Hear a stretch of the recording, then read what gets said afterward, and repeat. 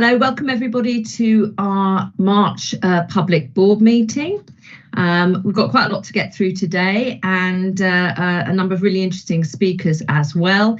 And just like to say welcome to Hilary Brearley, who is, as you know, working with us on our board development from the Real World Group. And she's going to be observing both Part 1 and Part 2 board today. So welcome, Hilary. Okay, let's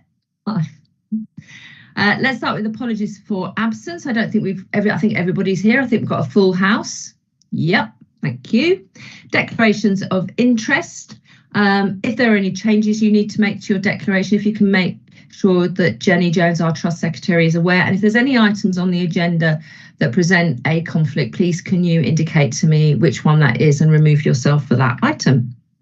Let's go to minutes of the meeting held on the 25th of January. Are there any corrections to those minutes that anyone has spied? No, thank you very much. Let's go on to action log and matters arising. Any matters there that colleagues would like to raise? No, I can't see any hands up for that. Thank you very much. And we move on to our first, I think, substantial item, which is the CMHT survey. And we have Lindsay Fenwick with us today. And Lindsay is going to take us through the results. Kwame, did you want to say anything before Lindsay begins her presentation, as you're the lead EMT member on this? Yeah, just to welcome Lindsay to the board. And this survey, we have consistently participators as a trust. And Lindsay would share the report with us. Well, in the front sheet of the paper, we have put in some of the things that we do to monitor the progress of the survey and what we do to make sure that we continue to improve. So Lindsay, welcome to the board, and please start your presentation when you're ready. Thanks, Kwame. It's nice to see you all. So very briefly, there's a lot of you. All right, I'll endeavour to sort the technology out, so bear with me a second and just make sure that it works okay.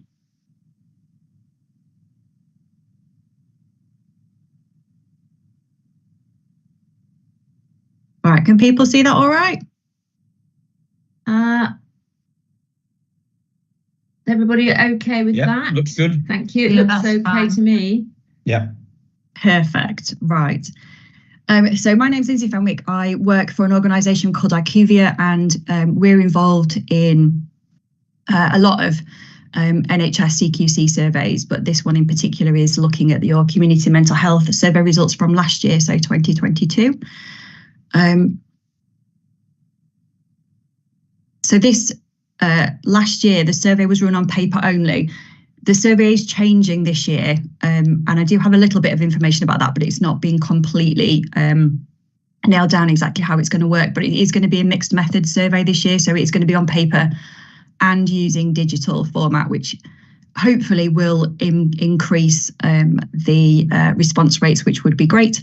Last year it was run between February and June, and there were 49 mental health trusts and CICs that we surveyed as IQVIA, and your results are compared alongside all the other trusts. So when I'm talking about your results, it is your results specifically, but also in conjunction with others, so you can kind of see where you are nationally in comparison to other places that are similar to yourselves, which is quite useful, I know. There were some changes last year and there will be some changes this year. So there were 4 questions removed, and 5 questions added. Not that that's massively exciting news, but just to let you know. And you'll see the ones that are that have been added because there's no comparison from the year before. This is probably quite interesting for you, and like I said, it might change this year. So when we're looking at your response rate, so the number of people that engaged with the survey, if you look at the usable sample, so the number of people that were eligible, it's roughly similar between 2022 and 2021, but there was a 10% reduction in the response rate. So your response rate went down from 31%, which was really quite good for a patient survey, down to 21% this year. And although it's comparable to the rest of the sector, that's quite a big drop. So I don't know whether this year you might want to do some work around that. Obviously, we've had COVID and there's been other issues, and I'm sure there are other challenges that might have impacted on that, but that's definitely something that you might want to look at, because I know from talking to Kwame and a couple of other people that your involvement with patients and staff is quite important to you, so that might be something that you might want to have a look at. So the kind of top level headline findings, this is in comparison to others. So you can see on this pie chart that kind of 2/3 of it is yellow, and yellow to us means that most of the question scores for you, so roughly 2/3, scored in the intermediate 60%. So pretty much your scores are, or your kind of patient experience, the responses are in line with pretty much everybody else. 6 of the questions scored in the highest 20%. So in those 6 of those question areas, you're doing better than most of the other trusts, and 4 in comparison to others are maybe not quite so good. So I'll go into a little bit more detail. Now, I'm not going to go into every question. I'm not going to go into every area. I'm just kind of going to try and pull out the kind of main points and then make a bit of a summary at the end. Obviously, you've got this presentation and you've got your management report. So if you do want to drill down further, and I really hope that you do, then you should have the ability to do that. Okay, so your top 5 questions. So these are the questions where you've scored the best, not necessarily against others, but just the actual scores themselves were the best. And in particular, I just want to draw your attention to question 12. That was, how well does this person organise the care and services you need? So the person that particular patient who answered the survey, the person for them who organises their care, then 85.6%, so kind of 86% of people, so the vast majority of people felt that their care was organised well, which is great and something definitely to celebrate, something to really kind of definitely feed back to staff. And that's the one question where, again, it's in the green. So you're in the top 20% for that particular question. The other questions here, although they're your top scoring questions, they're actually in the yellow. So you're kind of on a par with everybody else for the other questions. The bottom scoring questions, so the ones where you score the lowest, and again, this isn't in comparison to others. So again, this is something that you would want to look at, because most of these, the score is less than 50%. And you'll see that quite a lot of these are around that kind of more holistic, wider look at people with mental health, not necessarily just about the mental health services, but the kind of other issues that people with mental health issues might be finding that they're having problems with. So physical health, work, finances, relationships, etc. And I'll talk a little bit more about that towards the end. But interestingly, question 39 and 35 here, so being asked your views and help finding work, although they're quite low scoring, these are 2 again that are actually in the green for you. So these are areas that, yes, they might be bottom scoring for you, but they're a challenge across the board. So every trust is finding these a challenge. So don't panic. It's not that you're out of kilter, because you're not. It's just that these are something that everybody probably needs to look at, but it's definitely something to bear in mind when you're looking at action plans around mental health. Okay, so in particular, I just wanted to bring out a couple of points. So here, I just wanted to bring your attention to question 3 and question 6 around your care and treatment. So question 6 is a new question this year. As you can see, there's no comparison. Have you received your care and treatment in the way that you agreed? So this is around the care planning. So are patients feeling like their care and treatment they're getting is what they thought they were getting, and it's what they've agreed to? And you can see that that is pretty high. 81% of people are saying that that is a positive for them, but that is a little bit lower than the sector. So again, that might be something that you might want to think about.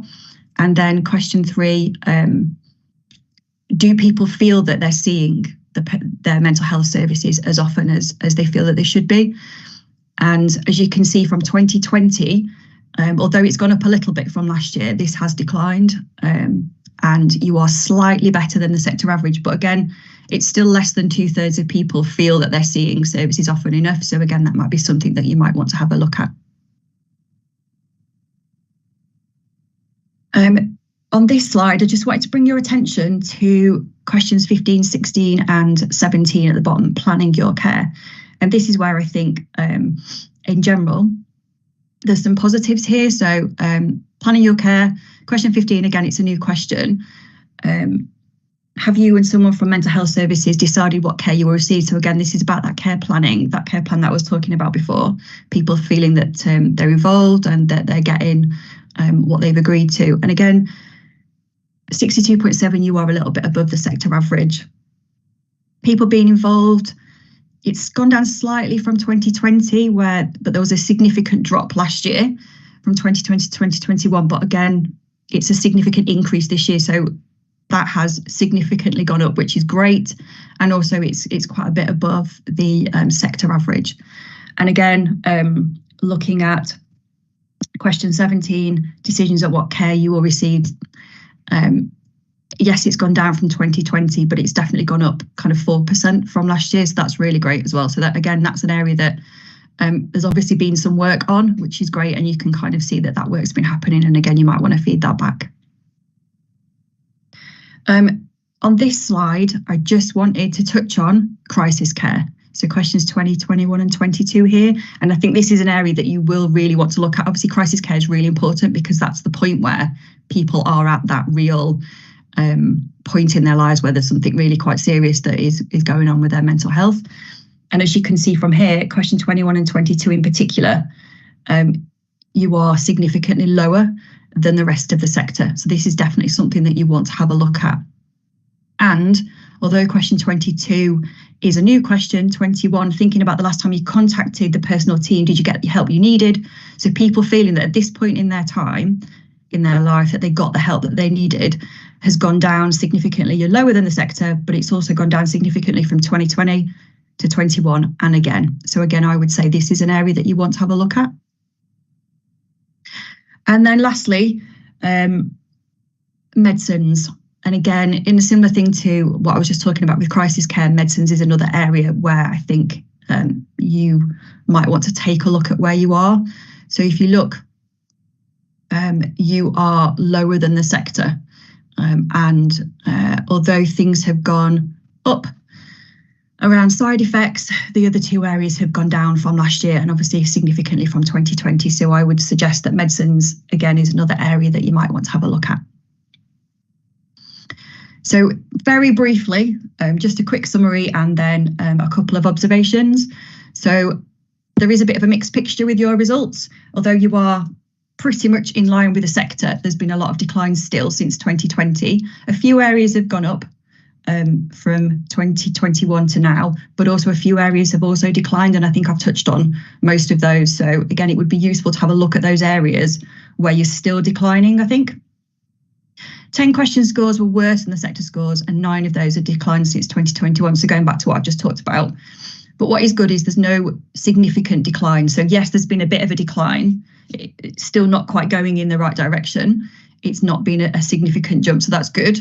But I think those are areas that you might want to look at, and they're pretty much the areas that I've kind of pulled out already. One of the good things is patients do seem overall to be engaged in their care, but they don't necessarily feel that they're getting the help that they need. And again, I think I've touched on that. That's something that you might want to look at. But the overall care rating has improved from last year, so that's great to see. And again, medicine management is definitely an area of issue. So last few points from me. So I don't want to bore everybody completely, but engagement with patients has definitely got some positives. So that's been really nice to see. But there is still some work to do, particularly around patients' perception of their care needs and what care they're getting, particularly around crisis points, and gaining patients' views. And I know that you do a lot of that. You've got forums where you involve patients and staff. So I think it's about using those forums, using your results from this survey and other surveys that you're doing, using the results to make some meaningful action planning, putting those plans into progress, and then measuring the impact that those plans are making, and then feeding that back to both patients and staff. And that's where we see from previous work that we've done that really kind of makes a difference with patients, is them feeling like they have a say in what's happening and that things are happening, and then that is fed back to them. Thinking about that holistic support for patients, so not just around their mental health specifically, but the impact that mental health has on the rest of their life is quite important in any improvement plans and any work that you're doing. And then lastly, really, is just there are some positives in this, and there's definitely been some positives from the 2021 survey to now, and some great things that you're doing. So I think it's really important to kind of celebrate those and to share that back with your staff and your patients. And that is it. So if anybody's got any questions. Okay. Well, okay, thanks, Lindsay. Can I just check something before we open up for discussion? Presumably we'll get a copy of those slides. You've already got a copy. Yes, I sent it. And I just wondered if it was possible, when you send those slides across, perhaps you could just, in the way you did in your introduction, just pinpoint which are the areas where we are, if you like, in compared to the rest of the NHS. Sure. If that's all right. If you could flag some of that in what you send to us, I think that would be really helpful. There's lots of hands up. We'll take those, but I think there's quite a lot of food for thought in what you've said. And I think it does raise questions about just how much it's embedded in the culture of our staff to always go back and check on the care of patients and how they feel about it. So I think there's positives, but I think there's something very much to look at here and for us to seek assurance on. So let me just go to colleagues. Excuse me, I'm just going to check what order everyone's hands are up. And it's Mike first. Mike. Thank you, Chair, and thank you very much, Lindsay. Really clear presentation. So start with the positives. That's where you finished, and 97.6% knew who to contact if they're concerned about the care. Wonderful stuff. That is really basic stuff, but it's great. 97.6 is a stunning performance. Issues around care review in the last 12 months. I'm just wondering about staffing on that, because it's a definite downward trend. And medicine management, that sort of highlights to me the sometimes chasm between inpatient services and community services, because we're doing some stunning work in pharmacy with pharmacy technicians on the ward, and in the community that seems to be an issue for us. So I think that there's some real gold nugget stuff in here, both for celebrating and for action planning. So perhaps when the exec team speak, they might say how they're going to translate this survey into future plans. But thank you again. Thank you, Mike. Francis. Thanks, Chair. Hi, Lindsay. As Mike said, great presentation. I was just wondering, Mike's picked a couple of mine up, but have you got any trusts that we could talk to in terms of best practice? Because you talked about engagement, etc. And then the other thing which was interesting was you said that you hoped with the digital it would go up, but on the cover of the paper we're flagging that we think it might go down. So I was just trying to work out what there seems to be a bit of a mismatch between whether it'll go up or go down, and I know digital can be a problem for some people. I'm presuming we're doing both digital and hard copy, are we?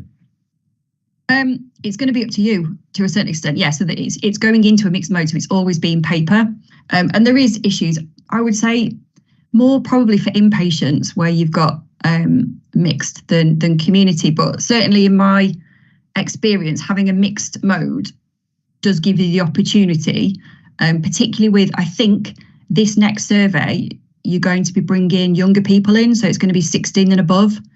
So again, that might, and I think they're also, and don't quote me on this because I don't think it's completely 100% sorted, but it looks like they're going to be bringing some of the alcohol and drug services in as well. So there is going to be a lot, it's going to be very different, I think, next year. So I think the mixed mode will hopefully help. I think that's a case of suck it and see how you get. And I think it's got some real positives to it. And I know when I've done stuff like this before, the mixed mode does give people an opportunity to answer the survey in the way that they feel is appropriate to them. So it kind of just widens out the possibility of how you're going to utilise that survey. So yeah, well, I think you just have to see how it works for you. I'd give it a go. But yeah, it might be that you find that paper is more suitable. I'm not sure. It kind of depends. Different trusts are different trusts and it works in different ways. In relation to putting you in touch with other trusts, yes, that might be something that we can do. I'd have to go away and have a look at some of the trusts that it might be useful. So we'd have to look at some of the things that you might want to look at improving in. Let us know specifically, and then we can go and look at which trusts and then approach those and just say, is this something that you would be prepared to? Most trusts usually are. I'm sure you would be open to kind of helping other trusts, so I'm sure they will be. But yeah, if you want to engage with me outside of here, then yeah, I should be able to get that sorted. Thanks very I much. hope that answers the question. Yeah. Thanks, Lindsay. Kwame. Thank you, Oh. Lindsay. And No, sorry, you're so fine, Kwame. Sorry, I thought you were on mute. okay. Hi, Thanks, Kwame. Lindsay. And thanks for the presentation. I know we've had a conversation about it before, and I was going to bring Mandy in. Mandy is after me, and Mandy has a few. We've discussed a few ideas and some of the work that we do, which may answer some of the questions that people have in terms of how we're going to carry this work forward. Mandy, do you want to share some of the things that we had a chat about? I'll just say I met Mandy and Kwame, and it was lovely to talk to two people who were clearly really engaged in this area of work. It was great. So yeah, sorry, Mandy. Okay, thank you. Yes, I was just going to mention that first of all, we need to be mindful that the people who participated in this survey received care in 2021. The survey was carried out February to June 2022. So we're now at least 16, 18 months on. And over that period of time, we've done a lot in the Mental Health Services Division with regards to engagement and co-production. A number of service user reference groups have been created. There's a crisis group, there's an older people's mental health group, and there's also an adult service user reference group, and there's over 100 members in that one. They were all approached, they've all been shared this information. They were approached to join the working group that's been established for a number of years now. And they are very involved in the action planning process. We have both of our unplanned and planned mental health services involved in the action planning. All the bottom scores for the trust, the bottom 20% percentile scores, medicines are all featured in the action planning process. So I'm hoping that when we have the next survey, that all this work that's been going on over the last at least 18 months will reflect in those scores. Thank you. Thanks very much, Mandy, for that assurance on what's happening. I'm going to go to Hanif next, please. Hanif. Thank you, Chair, and thank you, Lindsay, for that presentation. Mine was just really an observation for colleagues and something we may well wish to discuss moving forward around the holistic services. So we're all very much aware that, in terms of tackling that issue of mental health, you do need that holistic service, and some of the issues beyond primary care are related to debt, housing, employment, all of those sort of wider determinants as we know them. And similarly to Francis, I was just wanting to ask if you had seen or come across other trusts that were getting this right. I'm a non-exec on a housing association, and that's something we're looking at there about how do we make available and free up resource to provide that secondary tier of services beyond sort of housing. But it'd be interesting just to know if there's any good practice out there, Lindsay. It's a really good question. I would have to go away and have a look, but I think what I would say is if you go back to the question scores where you're scoring the lowest, and what I said, so a lot of that is in the question scores that you're scoring lowest, and you're not alone in that. That is, so you're kind of, it's those questions everybody's scoring low on, which means that it's an area of work for pretty much every trust. There will be some people out there, and I will go back and have a look who's scored the best on those particular questions. And again, those are people that you might want to approach to see what kind of things they are putting into place. But like Mandy said, I know that you are, since this survey went out, I know that you've been doing a lot of work across the whole of mental health services. So yeah, that's definitely something I can have a look at, but I would just say that you aren't out of context of everybody else. It is a challenge for everybody. Thank you. Thanks, Lindsay. Although I don't think it necessarily gives us comfort that across the NHS, the day-to-day care of people is scoring low in some of those areas. So we really, none of us across the NHS can be complacent about that, I would have thought. Absolutely, I totally agree. Just because you're in the majority pack doesn't necessarily help. Lynn. Yes, thank you, Caroline. Thank you, Lindsay. Some of these results, undoubtedly, they are disappointing, and I certainly was disappointed when I saw some of them. But as Mandy says, there is a comprehensive response, and we haven't just started with this survey as well. It's work that started previously too. That action plan is being clinically led within the services. So just from an operational perspective, I just wanted to reassure the board, that these survey results are absolutely embedded in the improvement work that's taking place. So just to pick up a couple of points, I think they've already been raised. We have really good, solid co-production work taking place across our community mental health teams. In fact, the board has met Hayley, who leads that work. So I think there's reasons to be optimistic. That work is really now embedded for the reasons that Mandy says. Those groups are very focused on these areas of the staff survey results. So I think that's a really good point for us to sort of be in at this juncture. And there are some particular issues. Obviously, this survey highlights the medicines management piece. I don't know if the quality committee recalls.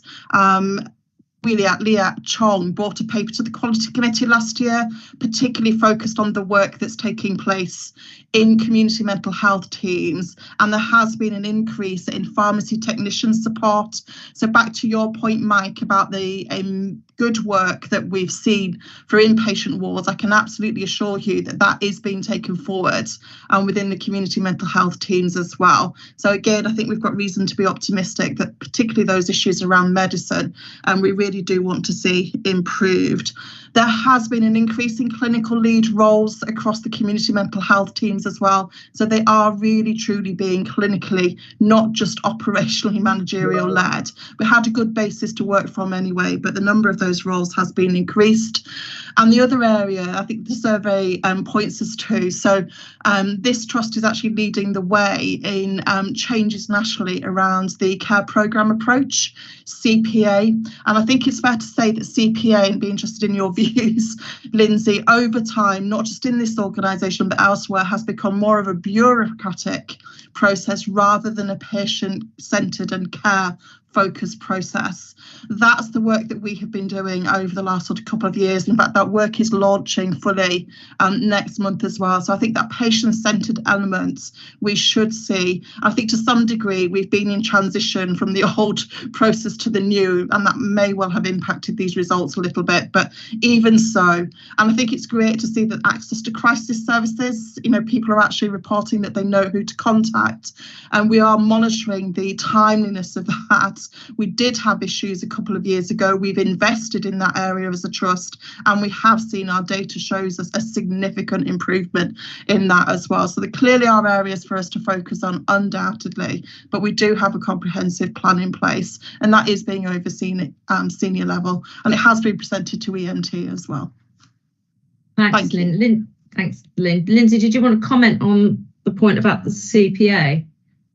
I'd be more than happy, Lynn, if to have a chat about it or an input on it. The only thing I would say is I know you are doing an awful lot of work, and I do think I'm hoping that you are kind of feeding that back to patients and staff as well. So kind of the impact of that work, so measuring the impact of it. I know we're doing this survey, and I think this year's survey will be for people that are currently, I think, sort of February, March time, having their care. So you should be a little bit better in date. So you should get that next in 12 months time, but it will be, a bit better than it is now. But yeah, it's that bit of work, I think, about, yes, you're doing lots and lots of work, but are you measuring that, and how is that being fed back, I think, is just the only other thing that I would say. But it's brilliant to see. I know from speaking to Mandy and Kwame how much work you are doing, which is great to see. Can I just come back on that point, Caroline, if you don't mind? So there is a Community Mental Health Team Transformation Programme Board in place as well. And service user feedback is on the agenda every time in terms of that feedback about changes we're making and what the service users are saying about it. So, and always we can do more, but I'm confident at this point in time we have got that connection strongly in place. In fact, I was chairing the board last week and could see that feedback coming back in again, which was great. But thank you for the feedback. Thanks, Lynn.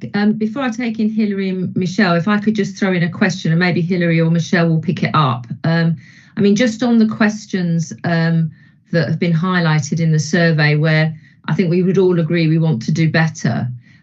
Could someone sort of maybe clarify just how we're focusing on maybe on those questions, not to the exclusion of everything else, but those particular questions, and in what ways can we, before the next survey, somehow test out whether there's any improvements going on in those areas? Have we got a system set up to do that? And I'm going to Hilary and putting her on the spot, but I just wanted to throw that in to see if someone could help us with that. Thank you, Hilary. Yeah, thanks, Caroline. Well, I was thinking actually about how we take this forward in terms of all the work that's been done. And I know some elements of this have been to the Quality Committee in the past, particularly the medicines management element of it, because that is one, isn't it, Lynn, that we've struggled year on year to try and get that where we need that to be. So for me, it's about how that reports in, obviously, through all of it reports in through EMT and the Quality Committee. And I think in there we want to see the action plans against these particular areas where we're not. Sorry, my computer's about to go off. Just got a thing up saying it was going to shut off there. I've just dealt with that. Quality Committee needs to be close to this, as does EMT, those key areas and what we're going to look for as an outcome measure. But what I was going to say, which actually does link into this as well, is I was going to pick up on Lindsay's point actually about obviously making sure we've got that patient involvement in what we're doing, because there's so much going on, as Lynn has described. I would really like to think that the next time we see these results, they have all improved. But there's something I think, Caroline, you said at the beginning about how staff are talking to patients and checking in with patients. These questions, some of these questions, staff could be asking patients all the time, couldn't they? Are you happy with the service? Do you know how to access it? And I know that they do to a point, but there's a lot more questions that they can be asking as well. So there's something about how we do that. But the biggest thing for me was about the response rate. We've got to get the response rate up. 20% is really not where it becomes meaningful in the widest sense. What you often find when you've got that low figures like that is the people that are dissatisfied, and people that are satisfied aren't particularly filling it in. A bit like staff survey, really. They don't do it because they're quite happy, so they don't fill the survey in. So there's an action, I think, for us that we need to put in place about how we increase response rates going forward, so that it starts to pick up on all this work that we are doing and we get a meaningful result at the end. But in a nutshell, Caroline, I think we need an action plan that's focusing on those areas that we're really low on, which I know we've got, with outcome metrics. How we're going to know. We're not going to wait for the survey to know where we're going to be. We've already got our own metrics behind it, so we can see improvement. Is that okay? Is that answer? Yeah. Yeah, it does. That's really helpful, Hilary. And thank you for raising that point about getting the response rate up without taking anything away from those who've responded. We do need to make sure we have a complete a picture as possible in terms of how people are being supported and cared for and treatment provided. Thanks for that, Hilary. That was really helpful. Michelle. Yeah, good morning. Thanks, Chair. Good morning, Lizzie. Thanks very much for the presentation. Really, really helpful as always. And a lot of what I was going to say has actually been said. I mean, I was going to pick up exactly the point that Hilary made, that one of the things that we have to do, and I think in a way it's probably better that it's both actually next time, is increase that response rate, because we want a really collective picture of what our service users and carers are saying. 20%, yes, it's 20%, but we want that to be a lot higher. So I think one of the things, we do have detailed action plans for the questions, and we do have outcome measures that we monitor through accountability reviews, through QPAS, through EMT, through the Quality Committee. But I'm not sure what we're doing. To be honest, I think we probably just need to take this back into EMT about improving the response rate. And I know Mandy can maybe come back, because I know that we're doing a lot of work on engagement, and we are cutting edge on a lot of the work that we're doing on co-production and engagement. But how are we really focusing to improve that response rate significantly? So it's really, really important that we continue to do that. So I think that's really interesting. One of the things I would like actually to request that the Quality Committee focus more on for me is medications. I don't want to pick out one particular area that I am going to do, but this is one thing that if you look, it is always coming up as an issue around medications. Others tend to fluctuate a little bit, which is absolutely fine. It's a random survey, it's different people. We still need to be cognizant of those and action those, but medications is a theme there for me. It's good that we've improved the crisis piece, because that was another theme. We need to continue that, but that really, I think, needs a bit of focus. I think we need to obviously, the majority of people are happy with the care, which is good, but we need to continue to look at that.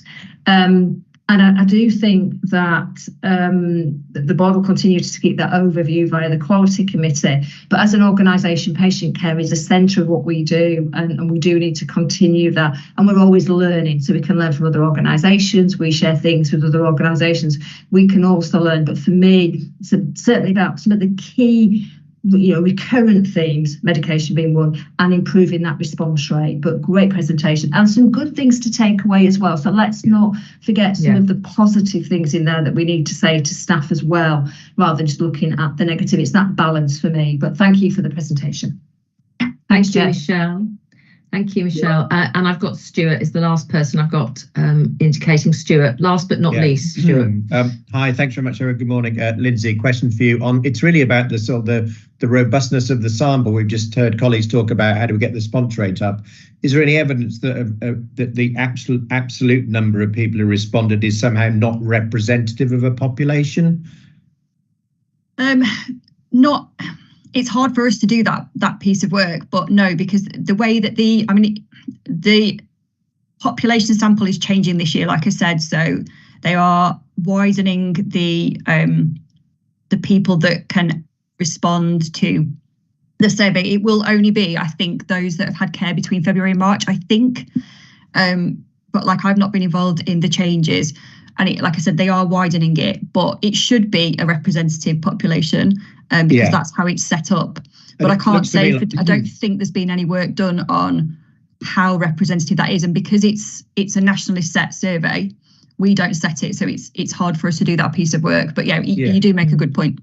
It's important, is it? Because actually, if the sample we collect is representative, then improving the response rate shouldn't alter the results, as it were. So we should actually act on the results we've got, as opposed to think this is not giving us the full picture. It's a kind of a technical point, but I think it's important in terms of where we focus our action.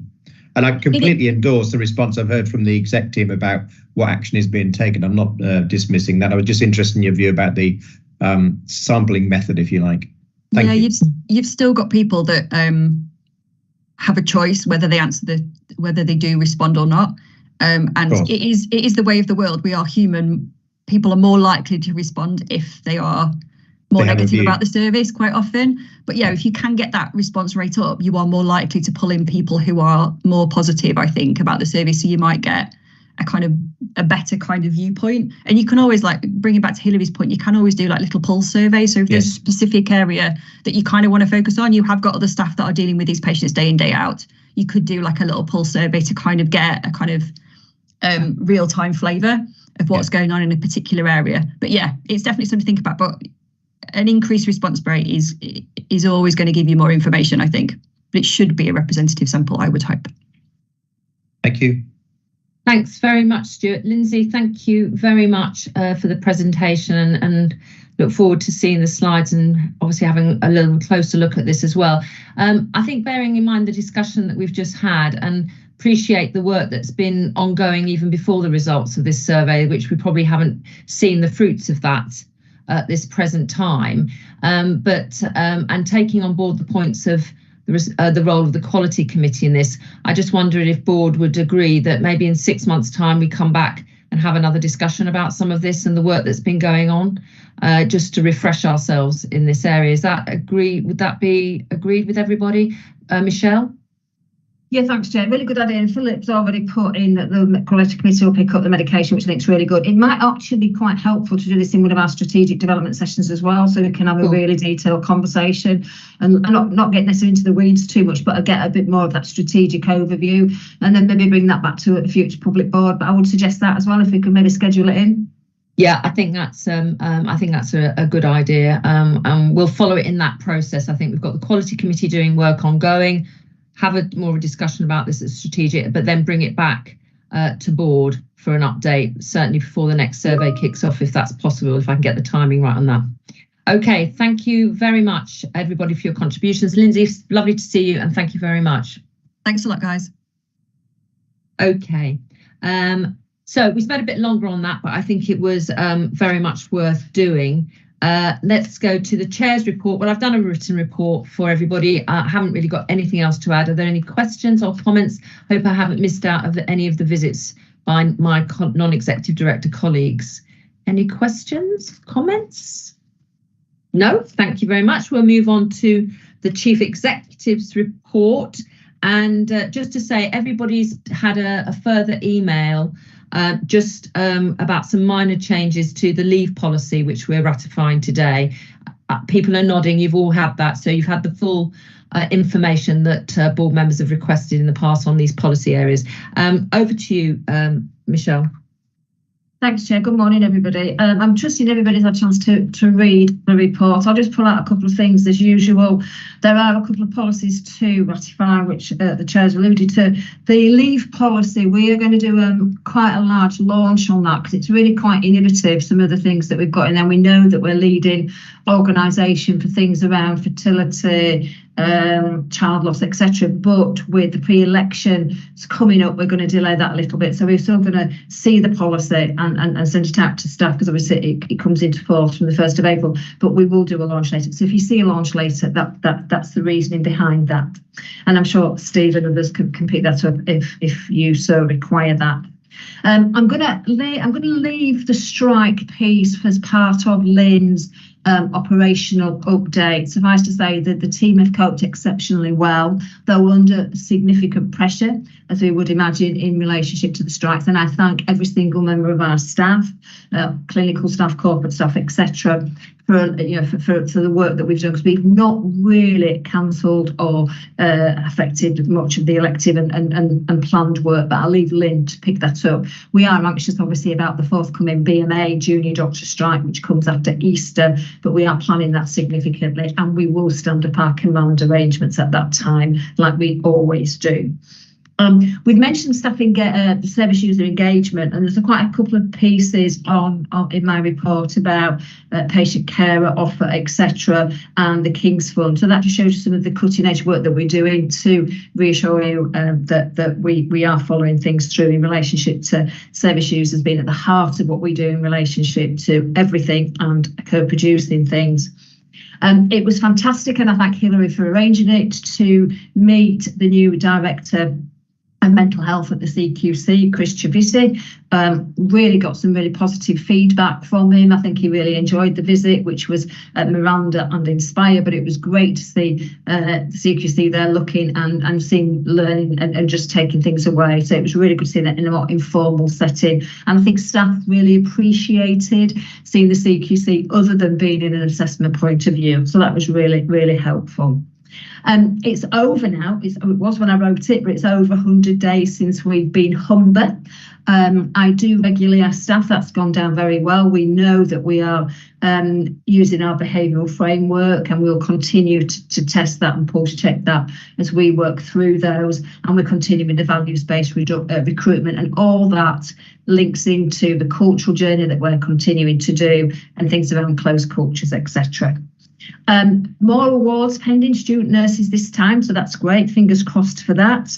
I'm going to ask Steve to pick up the K award when I finish, just to go through it a bit about that, just for clarity of the box. I know that you're interested in that. And there's lots on communication, which is why we've moved it up the report. And I don't make any apologies for that. I think the communication team are doing some fantastic work, which is demonstrated every month that we meet. But there's some things in relationship to branding. We're having a bit of a refresh on some of our publications and newsletters and how we look. And that's gone down really positively with staff. And that comes back to our cultural journey, as well as being part of our community, being part of Humber, etc. So please have a look at that. And I thank the comms team as ever for doing a sterling job. I'll stop there, Chair. There's lots in the report. Other directors may wish to highlight something in their particular area, but I'll pause there, Chair, and ask questions, or if anybody wants to pick anything up. Okay, thank you very much. Would any other members of the EMT just like to add from their sections? I've got Lynn. Thanks, Caroline. Yeah, shall I just pick up the operational pressures since the last board met? We did see a reduction for a short while in early February, but typically we're seeing some seasonal expected variation in our pressures right now. So we are at that Opal 3 position, have been for a few weeks now, particularly across our mental health services, where we do see an upturn in demand at this time of year, usually typically through to Easter. It's a seasonal variation that we anticipate and expect. Obviously, we are getting to the end of our winter plan, being at this point in March. But over the last couple of months, obviously, we have had that ongoing position around system pressures that have been high, particularly for the acute trusts. As Michelle says, we planned for the impact of industrial action. We stood up our Silver Command each time action has been taken. But as Michelle says, we've seen very little disruption to our services and no direct impact on that impacting on delays for our patients accessing care. And we did similarly plan for the junior doctor strike action and stood up our Silver Command. That plan worked well for us. So we are anticipating running that plan again for the action that's planned for the few days after Easter. Obviously, we are taking the fact that we've got that 4-day bank holiday period into account as well, doing our utmost to make sure that our plans are robust. Overall, we will commence in Q1 a review of our winter plan internally, how effective it's been for us this year, and believe it or not, we'll start planning for next winter now as well, both internally as a trust, but as ever with our wider system partners as well. So I think overall our operational pressures have been well managed, our plans have been robust, but we will continue to review and revise those as necessary, but happy to pick up any questions. I'll take Francis before I go to Steve. Francis. Well, do you want to let Steve in first, Caroline? Because some of my questions might be on pay and Steve might answer them. Okay, fine. Thanks, Steve. Thanks, Caroline. Yeah, just a couple of things. Thanks for making reference to the note. That was just purely an omission from, it was in the previous policy and we didn't copy across. So my fault on that one. So thank you for considering that. Yeah, I think just to recognise the accreditation for the Tommy's charity and also the Smallest Things charity. So providing we do agree, ratify the policy, we've got accreditation from both those charities for the support that we're doing. So I think that's fantastic. I think it's fantastic for our staff. I particularly like to sort of place on record support we've had with staff side, because we've kind of co-produced that with our staff side colleagues as well. And also Raffaella at Birmingham Women's and Children's Trust, who's really led the way on this work, I think nationally across the NHS. So I'd like to just sort of put those thanks for both those on record, really, Caroline. Thank you. Thanks very much, Stephen. Great work by everyone involved, and really good to see progress on it. Did you want to say anything about the pay awards, Steve, at all at this point? Not sure how much I can say, really, Caroline, given that we're waiting for I guess, kind of white smoke to appear and communicate it out. So as and when we get something, as and when we can communicate that, I'll bring a full board update and brief on the impact that will have and how that affects our staff. So. And I can see Pete's hand has shot up. Presumably, Pete, that might be about whether we're going to be fully funded for whatever pay award comes along. Pete. Thanks, Caroline. And I suspect this might answer what Francis was going to raise. So, hot off the press, I've just had an email this morning to advise that we have to provide for the non-consolidated 22-23 payment in this year's accounts, and a resource will be allocated to ICBs to play up to systems. So we'll be notified of what to provide. Now, that doesn't guarantee that what's allocated will cover the pay bill. By our estimation, it's about 6.5 million for 22-23 in terms of the non-consolidated payment. And we'll continue to keep Finance Committee and Team Board aware of what resource flows, because we know often the formula they use at the centre doesn't necessarily reflect what happens in each ICB, and there are often gaps across the country. And then for 23-24 at the moment, within our plan, we've provided for a 2% pay award because that's what we're mandated to do. That's 2.8 million. Obviously, there's a further 4.2 million of pay award if a 5% deal is accepted. And again, we're waiting for clarification of how that will or won't be funded in 23-24. We know NHSC provided for 3%, but the additional 2%, my gut feeling would be there'll be a rollback on central programmes. And, we noted at our electronic patient record board earlier this week, that's a potential risk for EPR revenue funding going forward. So I'll stop there. I'm happy if there's any further questions on pay award funding. Thanks, Pete. Okay, back to Francis. Francis. Thanks, Chair, and thanks, Pete. I mean, I just wanted to make sure it's good news that we are getting closer to, hopefully, to a deal, which is good news for everybody. But at FIC, we just wanted to make sure that we got it on the public record that we did have concerns both around how that was funded. So we wanted to make sure that it was on the public record that we have concerns about that, and also about the fact that inflation's been set at 2.9% for next year, whereas it went up recently to 10.4 rather than coming down. So we just wanted to make sure that it was on the public record that we had some worries about that. Pete started to answer it.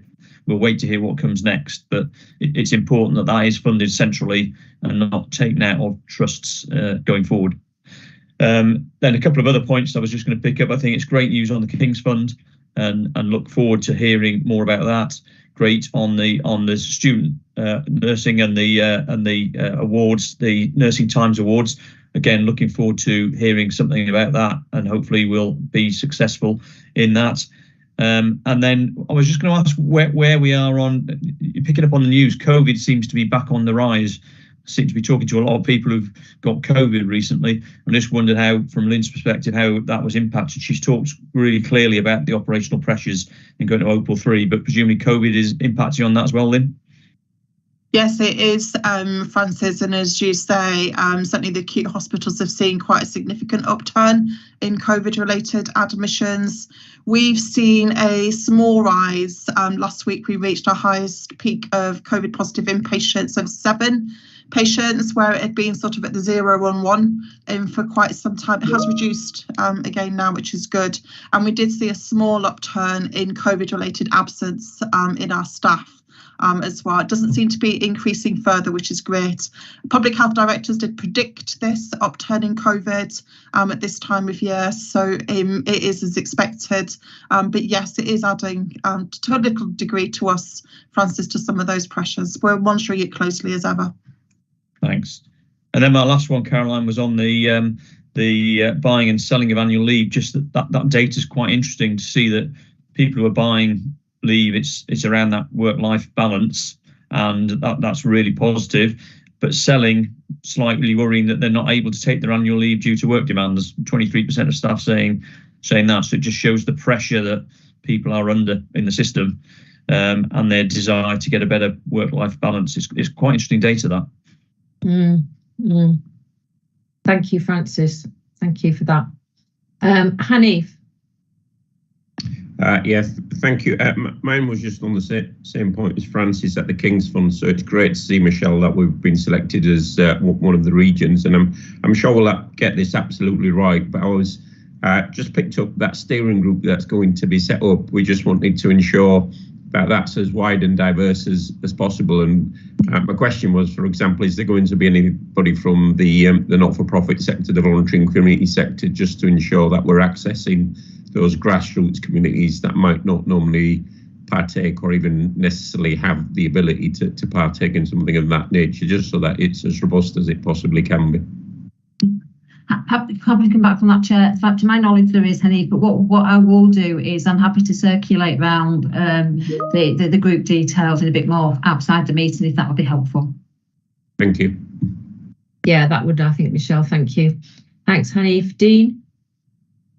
Yeah, thanks, Caroline. It was just a broader issue on the pay and the industrial action point. I mean, as Francis said, we'd picked up in terms of the costing and the inflation sort of aspects of that, and important for us to consider those. But we also know that this is really important to staff. That's impacts upon our morale, motivation of people, recruitment and retention. And these are things that for a board are sort of outside of our control, because there's a national negotiations taking place. But the importance of doing that in a way that's sort of recognising where that comes from for staff, and as Steve was saying earlier, that despite that, still maintaining sort of positive relations with staff side that's allowed work, for example, on the special leave policy. So some really important stuff there, I think, in terms of the tone set and that recognition of the importance of this to staff, and do hope it does get resolved for them. Sort of an important sort of aspect. but also thanks to Steve and the team for through all of that, navigating through things like that special leave policy, which has involved bringing together lots of different aspects. So some good work there in that context. Thanks, Dean. Stuart.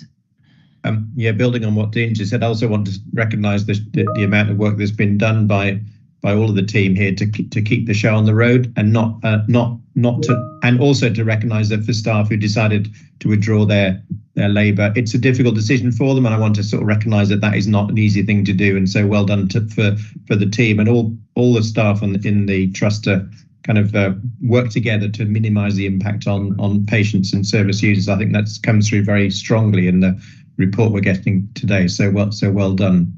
And then I had a very specific question, I think probably for you, Michelle, in your detailed report. What's the thinking behind refreshing the communications channels?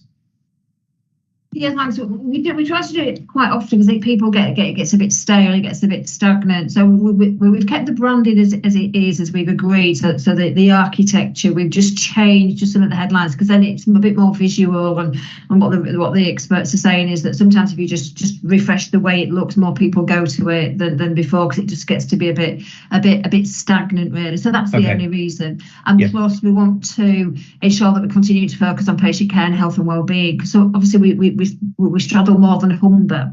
So although we've been Humber, we're unbelievable, etc., it's to take in both the wider geographical patch as well. So every so often we just change things like our email signature, our backgrounds, etc. So it's just in keeping with that. So it's a refresh rather than a fundamental program. Yeah, the architecture's the same. Yeah, thanks a lot. The architecture's the same. Thank you. Thanks, Michelle. Thanks, Stuart. I don't have anybody else on, so thanks for the report. We now need to ratify. Oh, Michelle, is your hand gone up again? Yeah, Corey, you were going to mention the policies, but just to say, Stuart, we did send out something last night that gave you a bit more detail on the branding and some of the headlines and what they look like. So that should be in your inbox. Sorry, Chair. Yeah. I think probably on the comms as well. Rachel being back with us after maternity leave, she's come back in and had a look at some of this as well. Michelle, hasn't she, with the comm teams? Great. Okay, so before we go on, then we need to ratify the two policy areas. Are the visiting policy? Are colleagues happy to ratify that? Yes. And the leave policy, with obviously the extra information we got via email on that policy as well. Leave policy ratification. Thank you. Thank you so much. Great. Moving on, then we go to publications and highlights report. Michelle. Thanks, Chair. The usual report that pulls out any major publications that aren't concluded within the Chief Executive report. The directors have responded in relationship to their area and where it will be picked up. The main areas are picked out on the front sheet of the paper, and our usual, Chair, I'll just open it up to questions. Thanks very much, Michelle. And there's only one National Audit Office report in there. I think on the front sheet there seem to be two, but there is only one. Stuart. Not a question, more a comment. I had a quick look at the NAO report on value for money in mental health services across the country. I was looking for clues about notions of productivity, because I know we've discussed that in various quarters. I found none, which in itself was quite interesting. Thank you for that, Stuart. Thank you. Okay, any other questions? Francis. Just interesting to see the one on repairing and transforming the NHS estate and moving away from sticking plaster repairs to sorting things out, and whether or not the funding will actually be there to do some of the things that they have said, particularly as obviously there's been a discussion about investing in new hospitals, which seems to have gone very quiet in recent times. So it's an interesting paper to have on.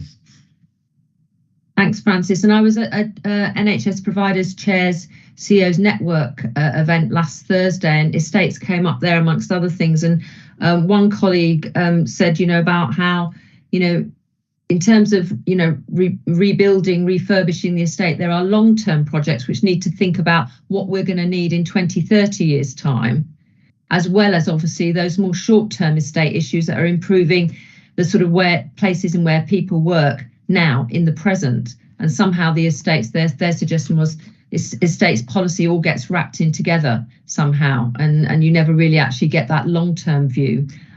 being given the attention it needs as a part of like a major infrastructure project, which we tend to do in other areas of public services, don't we, when it comes to roads and everything else. That's something that's possibly missing from the NHS, but it was interesting that came up last week. Can I just ask one thing in terms of the publication on population health? I notice, Kwame, you say that we've got a number of projects with measurable impact being published and presented to the board in due course. Have you got a timeline for that?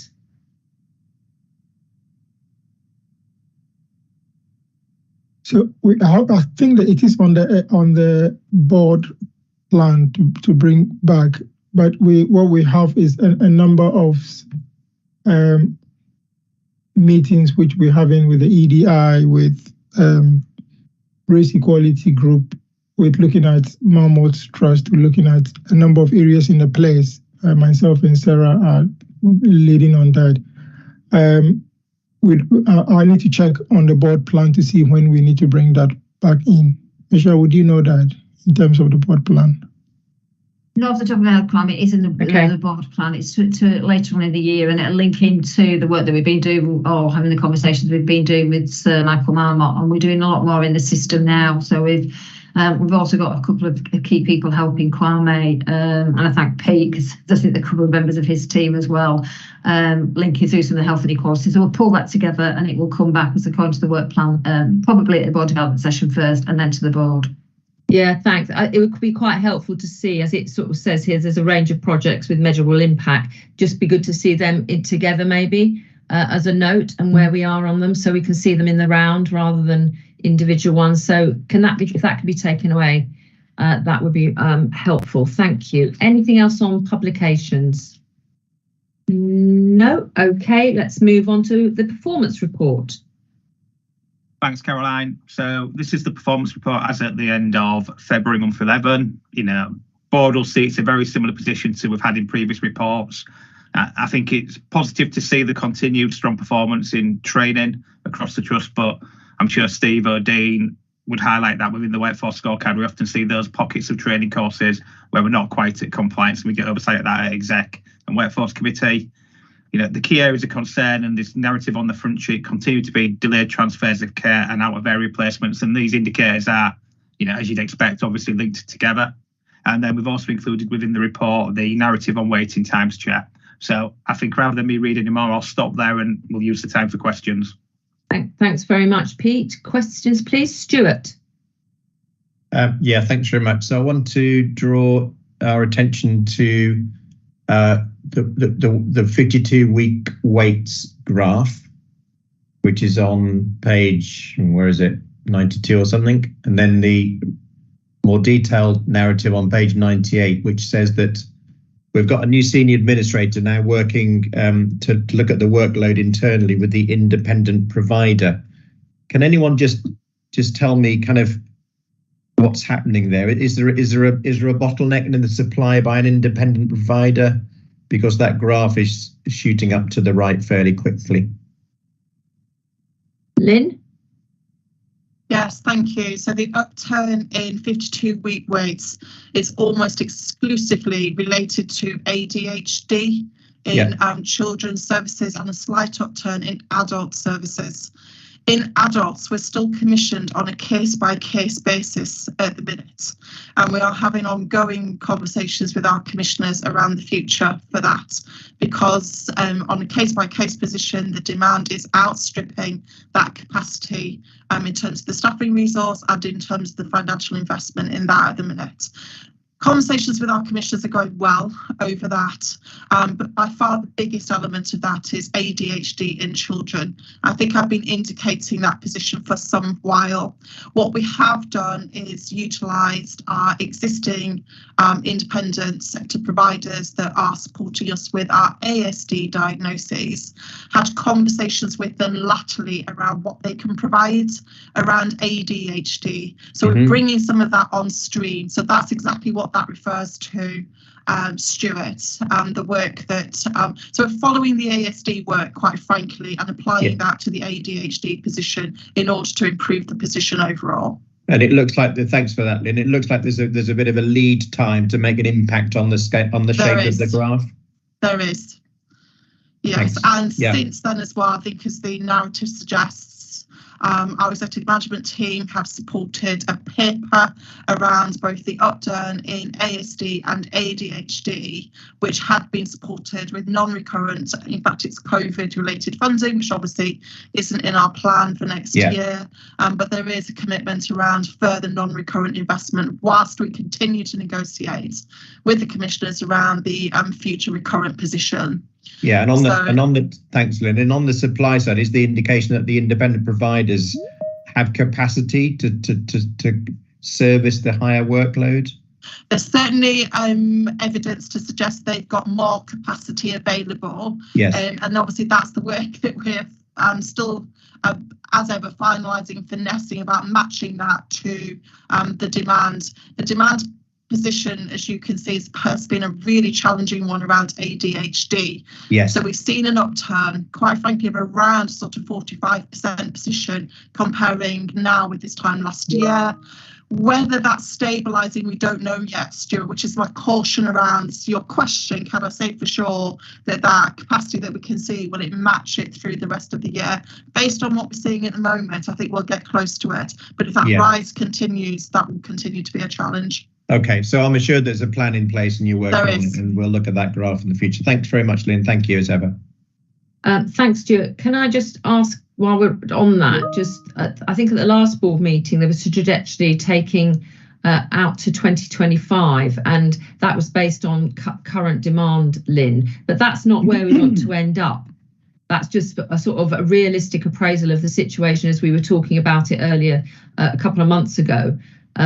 The new business model and plan, as well as the non-recurrent funding that's put in, but the bigger issue with commissioners about more resource, we should get a new trajectory out of that, shouldn't we, in terms of where we want to be? Could you clarify that?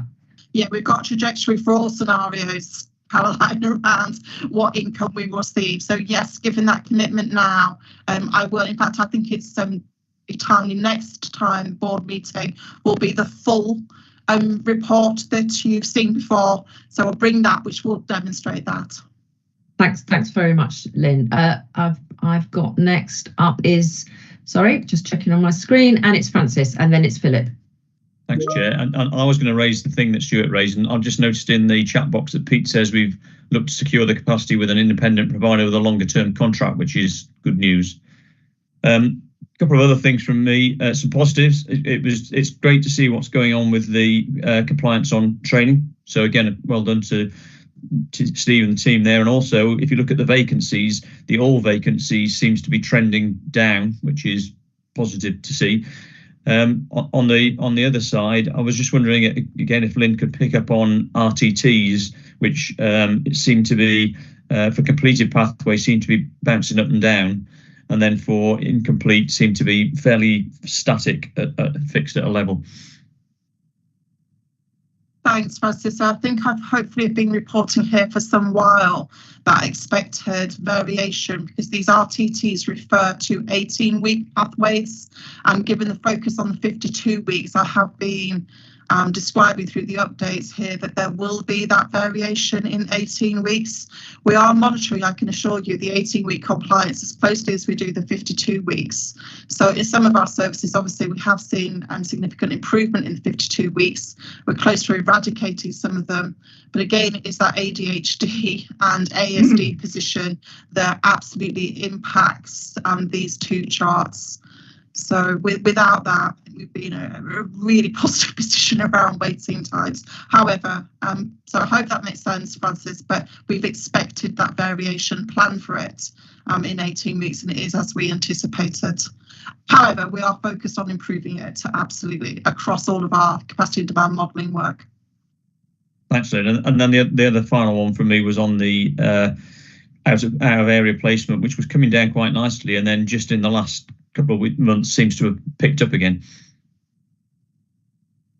Yes, I think unfortunately again I've been indicating that particular risk here. I think it's our biggest risk around mental health inpatient flow. at the moment for the reasons that Pete said at the beginning.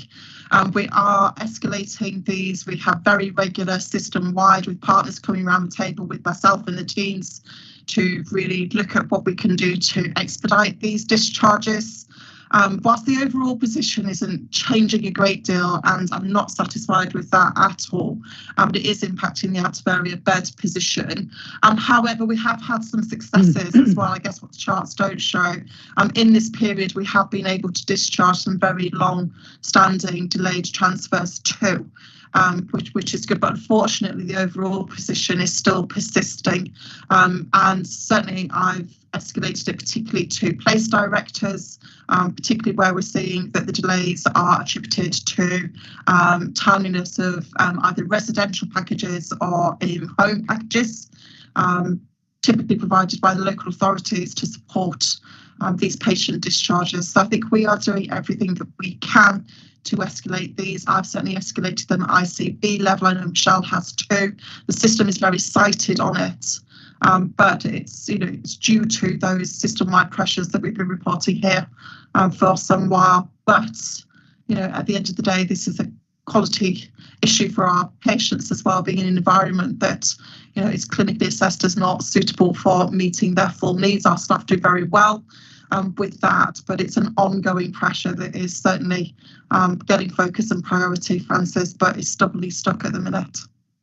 Okay, thanks. Thanks, Lynn. Thanks, Francis. Philip? Yeah, two questions, one about referrals in and the other about greater than 52-week waits. So referrals in, obviously keeping an eye on the fact that they're still very high, and are we been doing enough work as a system to make sure that any referrals in are appropriate and high quality? When you sort of correlate the number of referrals with some of the services and what the percentage positive diagnosis rate is, I just wonder whether there's a bit of work there. And obviously we are focusing a lot on the supply side of seeing those patients, but actually we could get more appropriate in, or some triage of those appointments before they happen. That might help the system cope. For example, with CAMS in Wakefield, the actual mums and dads or the school have to do the referrals, not the GPs. And obviously for the memory clinic as well, a well thought out referral process with some triage might actually take the pressure off downstream. So that was referrals. I don't know whether you want to say anything about that, Lynn. Yeah, absolutely, Philip. So I can assure you, we concentrate on the inflow as much as we do the outflow. In fact, we concentrate on the inflow more than we do the outflow, because if we can solve that, then obviously we won't see those pressures through the rest of our patient pathways. So on increasing referrals, as you know as well, not only are we seeing sort of an upturn in some areas, although actually, Philip, our CAMS referrals have stabilised. We're not seeing a continuing upturn. I think that is because we've got quite a robust front end to the CAMS services. It's called Contact Point. It's a multidisciplinary agencies coming together, ourselves with local authorities, particularly around, and there's third sector elements in there as well, to make sure that we are triaging exactly in the way that you're saying. So I think, quite frankly, that's quite a success story for us. But again, in that demand, it is that neurodiversity demand that sounds a bit like a broken record, that it's really sort of impacting that upturn in referrals across the board when we obviously look at it in detail. On memory assessments, Philip, I think I've been indicating here some while we've done very detailed capacity and demand analysis work around that. We have revised the pathway and the model as well. So I think we're doing everything that we can around that. But again, it's an ongoing area with our commissioners, again, against the resource that we've got capacity. Because we have close CMHT networks with primary care as well, we are using those to our benefit to do what we can to improve that pathway too, and really try to sort of step in and offer support through some of the other agencies that we're working alongside, even before diagnosis, as well, to prevent that escalation of need. So I hope what I'm describing is very focused on those elements of our our pathways, because truly that is the only way that we're going to see secondary demand stabilise. But we are still seeing that picture of increased complexity in that referral rate, if not the overall sort of referral rate increasing in some of our key areas. So we're continuing to work on that. Yeah, that's really reassuring, Lynn, and that's good to hear. The other issue was about 52-week waits, and obviously there was a time when they were never events, but I've noted, other than ASD, from November there's been a sharp increase. And is there a specific reason for that? And what's our trust policy thoughts about greater than 52-week waits? So that chart includes ADHD, but it doesn't include ASD. So it is the ADHD, I can assure you, elements of that that's causing that upturn, yes, which I have been reporting, we have been forecasting it. And for all the reasons that we say, we're in a position now with the additional capacity, ongoing current funding to reduce that.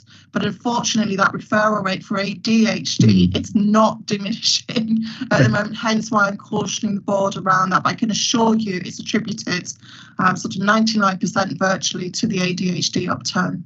Okay, thank you for that, Lynn. Thanks. Thanks, Philip. I've got Kwame.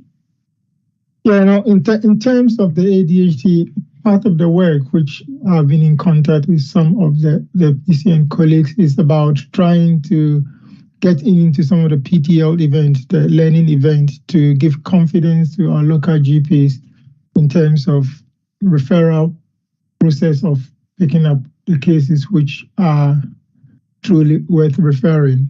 The second thing that we've had recently with them is sometimes there is a reluctance to pick up patients who are stable on ADHD medication to help with the outflow so we can pick new patients. And again, we're doing some work with our local partners to make sure that we give the confidence and the support to our GPs so that they can accept our share care processes and help with the outflow. I suspect you get that in your practice as well. Thank you. Yeah, absolutely, Kwame. Yeah. Okay, thanks very much, Kwame. I haven't got anybody else with their hands up. So thank you for that. And as Lynn said, a more detailed report on these issues around the waiting times of particular service areas that is affected by that will come back. Did you say to the next formal board, Lynn? Sorry, can I just clarify? Yes, Caroline, the next formal board as an appendix to the absolutely 2 months hence, won't it? May. Yeah. Thank you so much. Thanks very much for that, Lynn. Let's move on then to item number 10, finance report. Thanks, Caroline. So again, this is the position as at the end of February. Again, I don't want to repeat myself, similar to previous months. In terms of the finance report, we're on plan at month 11 and we remain confident that we'll deliver our break-even position by the end of the financial year. You'll see within the report our cash position is strong and we're doing a little bit of work on our cash at the moment with a cash flow forecast coming to the Finance Committee in April and also understanding what our true underlying position is. At this time of the year, it does get a little bit complex and messy because there's a lot of non-recurrent funding flowing around, but roughly 3 million of that cash position relates to the provider collaborative by the last calculation. And you'll also see in the report that our better payment practice code still remains strong, and we do know that continues to be a focus of NHS England centrally. You will see in the report we continue to have the two areas of pressure we've had all year with agency and primary care. We've discussed these at previous board times out. We had a brief conversation at EMT on Monday, and we're expecting the recovery trajectories for those to kick in from the start of 23-24, because obviously the recovery is often masked by the year-to-date performance. So I'll take the report as ready for May, and I'm happy to take any questions. Thanks very much, Pete. Any questions from colleagues? Mike. Yes, I did drop a note to Pete prior to the meeting to say that very large cash balance will definitely contain some elements, like you say, of non-recurrent and the provider collaborative funding. But I think as a general rule, we have before had a narrative on that. It might be that it's complicated at the moment. And I think the board does need a narrative so that we know effectively what our disposable cash balance is. And then we can take on a view on how we invest it either within the markets or in capital projects or whatever. So I think we need a bit more fleshing out, Pete, when you're able to do it. Yeah, thanks, Mike. And we can maybe pick that up at the Finance Committee discussion about how we, for me, enhance this section of the finance report. Yeah. Thanks, Mike. Thanks, Pete, for that response. I've got Dean. Yeah, thanks, Pete. And I was just going to say, given that that's the month 11 position and we're just about there now for the year end, it looks pretty safe, as you said, in terms of landing it. So it's just a thank you to you and the team, really. I know the finances are important, in terms of balancing the books, but the way that it's gone all year in terms of that sort of consistency, I think does allow that sort of operational focus then on service delivery rather than having to sort out finances during the course of the year. So well done to you and the finance team around all the messy accounting that needs to take place, but also to the rest of the team as well in terms of being able to focus on that operational performance, because the finances have been on track throughout the year. So some good stuff there. Thank you. Brilliant. Thank you. And I'll pass that on to the team. I'm blessed by having a good finance team. Thanks very much, Dean. And that speaks for all of us. Thanks. And moving on then to Francis. Yeah, just picking up on both the previous 2 points, I agree with Dean. It's been a really good effort by the whole team, so congratulations. And to give Mike some assurance, we have had quite a lot of detailed discussion on cash at the last FIC we had the other day, which is on the private agenda a bit later on, but we did have a very detailed discussion around cash. Thank you, Francis. Great. I haven't got any more hands up, so if everybody is content with that, thank you, Pete, and we will move on. And to the next item on the agenda is the estate strategy. We have Rob with us as well, don't we? No, we didn't have Rob today. We've got Sarah attending for the next item, Caroline, so we were managing a number of attendees today. Okay, fine. Okay. Over to you then, Pete. So, Caroline, sorry to interrupt, Caroline, but Elaine has just said, can I check when the staff survey slot is in the chat? So the staff survey slot comes after this trust strategy, but we are running a bit late because of the discussion, particularly we had earlier on the community survey. So we're planning to, I was going to take estate strategy, then have a break, and then go into the trust strategy and the staff survey, and then the staff survey results. Is that okay with Elaine? So do you want to ping me a message so I can log back in when you're ready for me? Absolutely, Elaine. So is that okay? I'll get Jenny to ping you a message about when we'll need you. Apologies, Elaine. Okay, no worries. I just wanted to check. Thanks. Yeah, no, you're fine. You're fine. It's not your fault. It's ours. Okay, I'll rejoin later. Thank you. Cheers. Thank you. Okay, estate strategy, and then we're going to have a break and then come back to Sarah after that. Pete.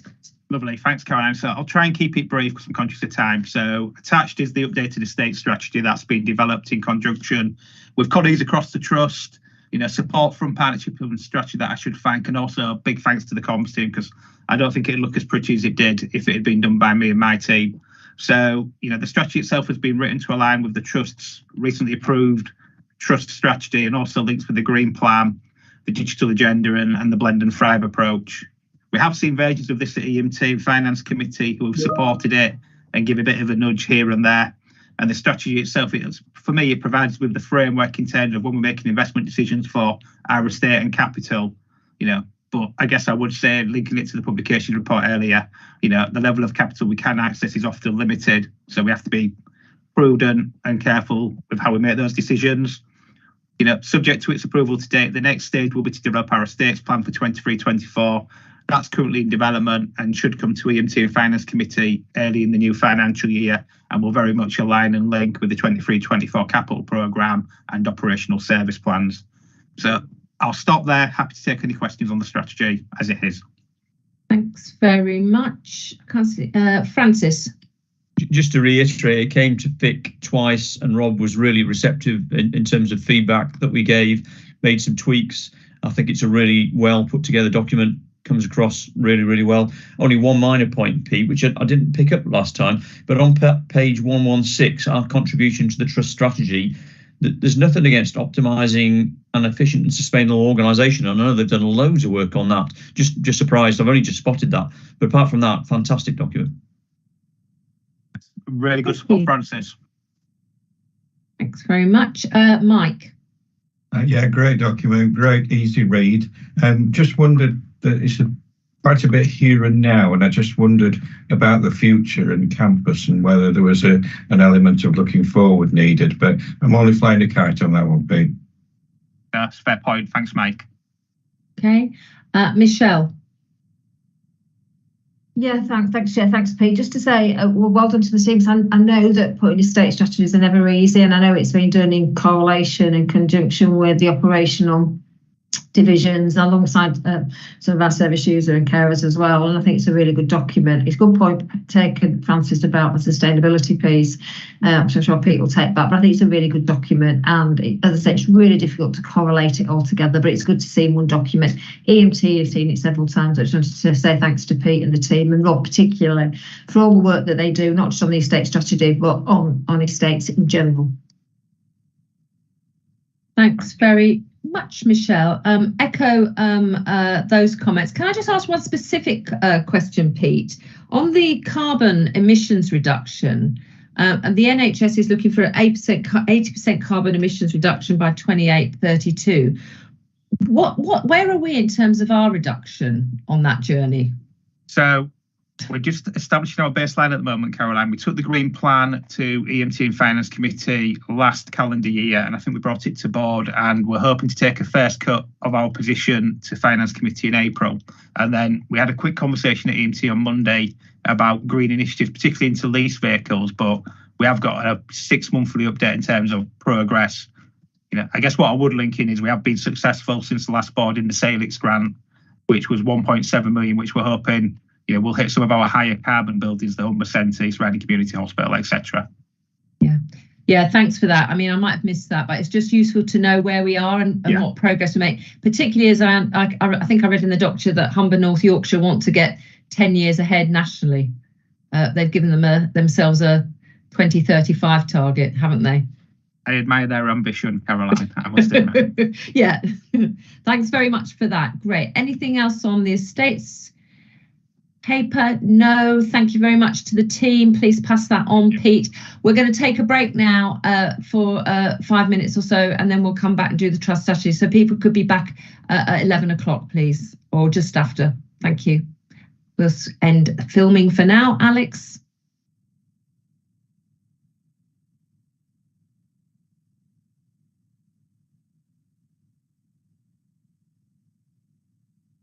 Alex, are you there?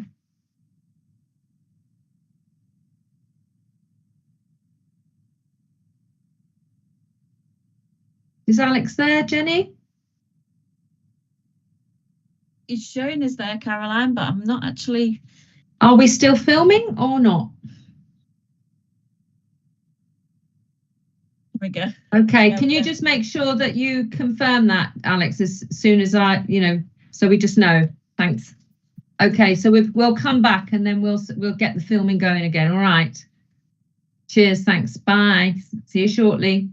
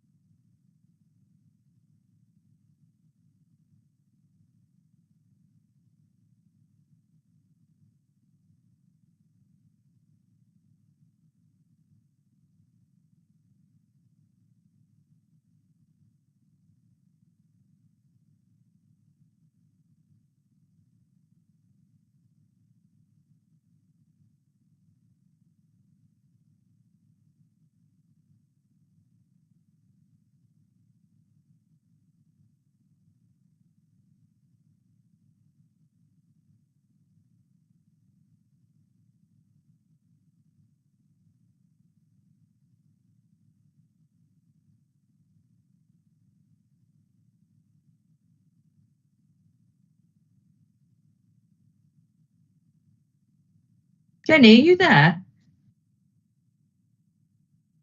He's gone.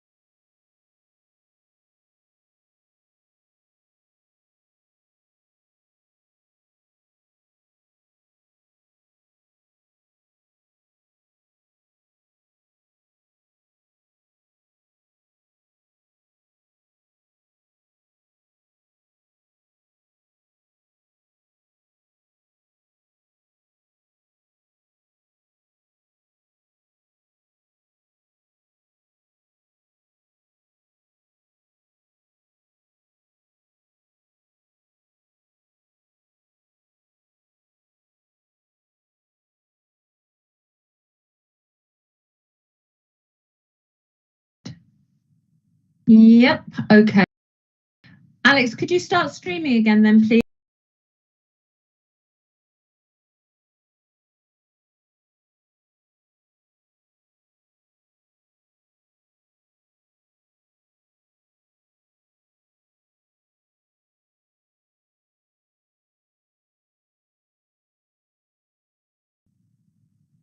Welcome back to the public meeting of Humber Trust Board, and we are moving on to item number 12, which is the Trust Strategy Monitoring Framework, with Sarah here. Just to clarify for colleagues, it is to approve this framework. It does say in the report and down note, I think that's just a typo, but we will be approving this framework today. Welcome, Sarah. Over to you. Thanks, everyone. So I'm here today to present the strategy monitoring framework for approval. This framework, I think most of you are probably quite familiar with it because it's been developed over a long process alongside drafting the strategy itself. And it's evolved into the stage it is today with really strong support and input from the execs and non-exec leads for each of the individual goals. We'd also worked with senior managers across the trust to establish the feasibility of collecting the data, which is listed in the framework, and to establish when that data will be available so that we know that we can deliver on what we've set out. The framework's been reviewed in detail by the relevant committees, and we made changes in response to their advice and feedback. Those committees were the Quality Committee for Strategic Goals on Innovating Quality and Patient Safety, for the goal on enhancing prevention, wellbeing and recovery, and for the goal on promoting people, communities and social values. The Audit Committee reviewed the strategic goal on fostering integration, partnerships and alliances. The Workforce and OD Committee reviewed the goal on developing an effective and empowered workforce, and Finance and Investment Committee reviewed optimising an efficient and sustainable organisation. The monitoring framework as a whole has also been reviewed and approved by EMT, so it's coming here for a final approval.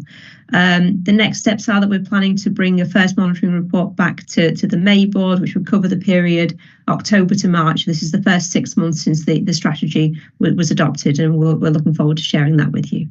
Happy to take any questions. Thanks very much, Sarah. Any questions from Hilary? Yeah, just one really about presentation, but also completeness. I've noticed some of the data sets have got information source at the end, which I think for completeness should maybe be on all of them. I've noticed it's not on all of them. So we're really clear where we're going to get the metrics from, I think is my only comment on it. Yeah, we can bring back the framework with the report if that would be useful. Yeah, okay. Thanks very much for that, Stuart. Related to that, Sarah, hi. So just to confirm, are you confident you can measure everything we want to measure?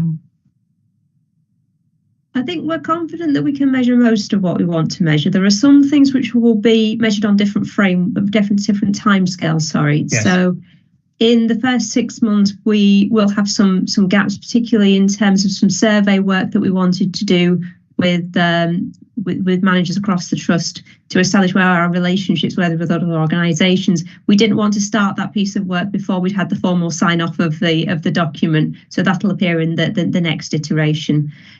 We are finding a couple of things where the metrics are not as easy to gather as we'd like. So, for example, we wanted to monitor spend with voluntary and community organisations. That's not actually recorded as a field in our procurement system and our payment system. So we need to revisit that probably with you when you've seen the report. We'll flag bits where we've not been able to get the information, and where it would require a significant additional resource to collect it, we probably need to take a judgment call on which bits of information are crucial from the gaps. Yeah, thank you. Thank you, Sarah. Pete, sorry. Thanks, Caroline. And it kind of builds on Stuart's points, really. I do think this framework will be iterative for a wee while as it settles down. So I'd like to thank Sarah for all the work she's done. I know it's been hard work to get it to where it is now. And I suspect when it comes to each of the subcommittees of the board, there'll be some indicators that we've demonstrated have been harder to collect the data, or perhaps isn't telling us what we was hoping. And we'll probably get into that debate with the exec and the non-exec leads about what might be more appropriate. So, I would expect or suspect this will change ever so slightly and be nudged, but I think it's good to see it today, and I'm not going to say it's been a hard journey, but there's been a lot of work to get it where it is at the moment through Sarah's leadership. Yeah, thanks, Pete. I mean, look, I think it's something we can work with, and the work that's been gone into this has been, extensive. I sort of also sometimes wonder, and maybe this is something the committees can look at as well, is in terms of the data we've got, the more formal data, how that sits alongside with some of the more soft data in terms of intelligence from people and their feelings about things, because a lot of this is about embedding a different culture, isn't it? And that's the onus on that, is how people actually work and work with each other and work with our patients, and how we're going to capture that might be worth thinking about as well, by the committees too in their different areas. Michelle. Yeah, thanks, Caroline. Obviously, we've seen this on numerous occasions at EMT. It would just really say, again, thank you to Sarah, but also I know it will be a moving document, as Pete said, and as others have said. I think it should be as we evolve and as the strategy evolves. So I think, yeah, thank you, Sarah, for sticking with it. I just wondered if there's anything else while you've got the board together, if there's anything else you needed from the board for the metrics at this particular time. We've tried to make them as measurable as we can. I appreciate that, but anything else that you need from us? I don't think there is at this point. When you see the report, you'll see that it is going to be a combination of the hard data, the performance data, and also the softer narrative that will be included in there. I think it would be a plea for patients, as it will be iterative. The first report may not be what you want, but we'd really like the feedback. We want to work with you to make sure that it is what we want going forward. But no, we've had really good support from across the organisation in terms of gathering the data. We haven't encountered any barriers. Good, that's good to hear. Okay, I can't see any more hands up for this one. Sarah, thank you very much. Please pass our thanks to the team. I think we've got something really good to work with here, and the important thing is in different forums to be able to come back and interrogate it further and ask more questions about what the data is or isn't providing us, in order to us to see how we're meeting our strategic objectives. And I'm sure at some point we'll have another discussion, a strategic session probably on this area as well, in the not too distant future. Sarah, thank you so much. Thank you. Great. Okay, then we're moving on now to the staff survey. Steve, are you going to open up on this one for us, please? Yeah, no problem, Caroline. So thank you. I'd like to welcome Elaine Potts, who's going to provide the presentation. Sorry, Elaine, I did put you at Quality Health, but I know that I think the company's changed name, so apologies for that. I know you'll cover that off in your presentation. So, board have had an overview of our staff survey scores, but as time progresses, they were all announced on the 9th of March, so we've got the kind of full set of data. So the summary sheet provides a quick overview, but Elaine's going to take us through our results and some observations, and then there'll be a space for questions at the end. Over to you, Elaine. Excellent. Thanks, Steve. So my slides are just loading. Can everyone see those now? Yeah. Yes. Yes, we can. Excellent. So yeah, do stop me or put your hand up if you've got any questions as we go through, but there will be time for questions and discussion at the end. As Steve mentioned, we were formerly known as Quality Health. We were acquired by a company called IQVIA back in 2020, and we're now kind of rebranding under that name. So they're a wider provider of life sciences and data services to the NHS and other healthcare providers. So we're an independent company that carry out the survey on behalf of yourselves, and obviously as mandated by the CQC and the Coordination Centre. Just to remind you of the methodology, it's a mixed mode between paper and online surveys that were sent out between September and November last year. And now we've got the national results out. The comparator group is made up of the 52 mental health and learning disability and the mental health, learning disability and community trusts that took part nationally. The bank survey ran at the same time on just an online methodology only. And we won't touch too much on the bank results today, but all the information is available to you if you want to dig into that in your own time.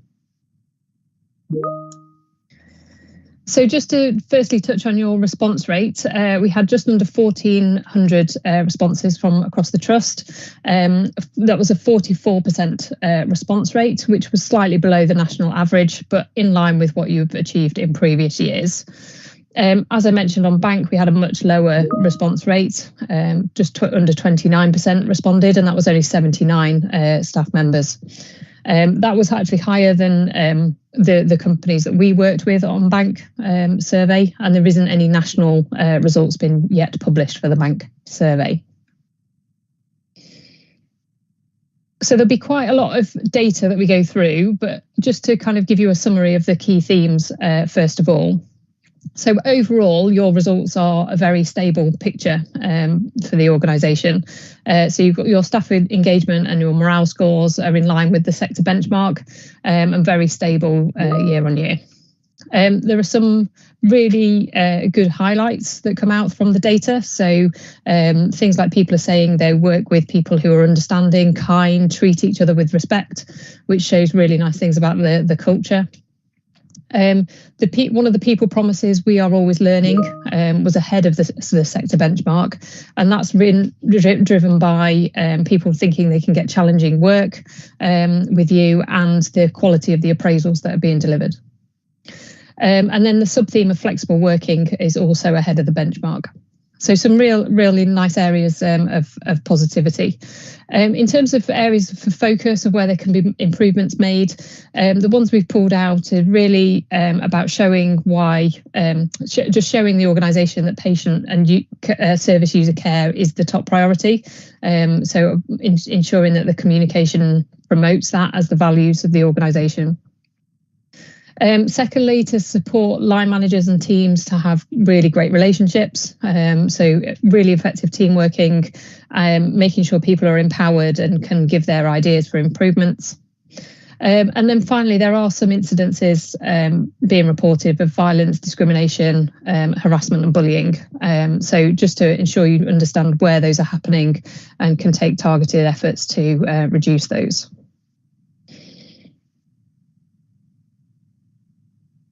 So just to put your results into context, first of all, so this is the 2 overall themes and the 7 people promises, showing your score against the your sector score, those 52 trusts, and then the whole of the NHS results.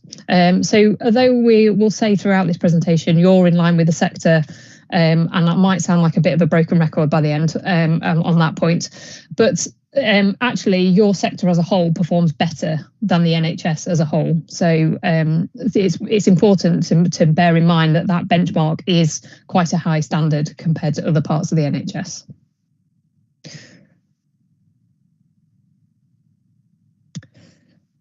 So we'll also look at how your results have changed year on year. We do a statistical analysis to say whether that is a significant change versus last year or not. Just 5 questions have scored significantly better than you did in 2021, and 1 question has declined versus last year. But of those 98 that are broadly the same, and we wouldn't say are statistically significantly different, actually 73 of them have seen some small improvement and are better than last year. So although it's very stable, generally speaking, you are moving in the right direction on a lot of those scores.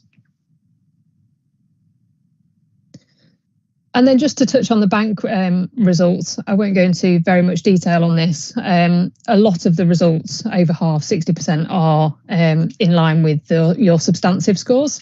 There's 27 scores that are better, and those are things, questions around burnout and stress and work pressure. And there's 10 which score significantly lower than substantive staff, which are things like line management, being involved in changes, having autonomy, control over the work they do, and so on, which I don't think is a surprise to anybody. And that's quite general, a general theme that we've seen across a lot of trusts. Okay, so we'll start with the two overarching themes of staff morale and engagement. So all of the slides I'm going to go through with the data have this same format, so I'll just explain it briefly. So in the middle there, you've got your 2022 score. To the left of that, you've got your 2021 score, and in between is whether that has significantly improved or not, in which will be highlighted in a dark green or a decline in a dark red.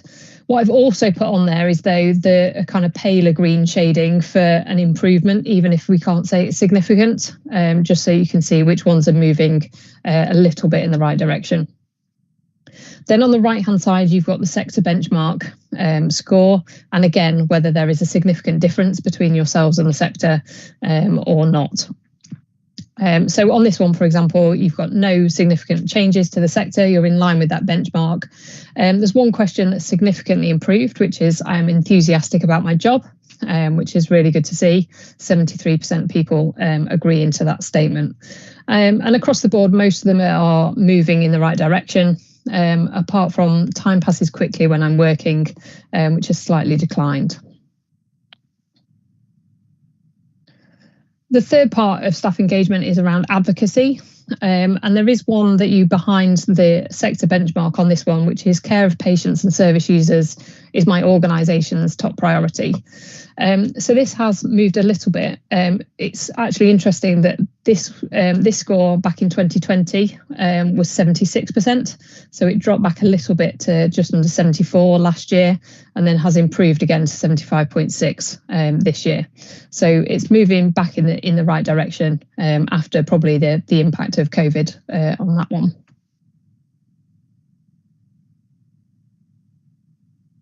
So secondly, the second overarching theme of morale. So your overall score was 6.14, again in line with the sector, and not a significant movement year on year. Anywhere where the questions are shaded in this red, pale red colour, they're negatively scored questions. So we're actually looking for a lower score is better on those questions. But again, not very much to report on that first one about thinking about leaving. That's quite a stable picture.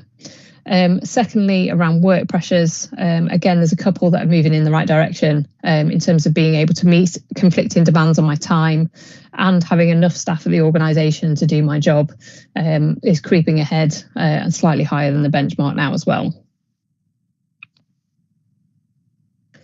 The third part of morale is around stressors. So there are a couple of green areas on this one. You're significantly ahead of the benchmark on just people deciding a choice in how to do my work, which is really good for that autonomy, and also an improvement in the relationships at work being strained year on year. There's other areas that are going in the right direction on that one as well. So really good that you're starting to alleviate some of those pressures that people have felt over the last couple of years.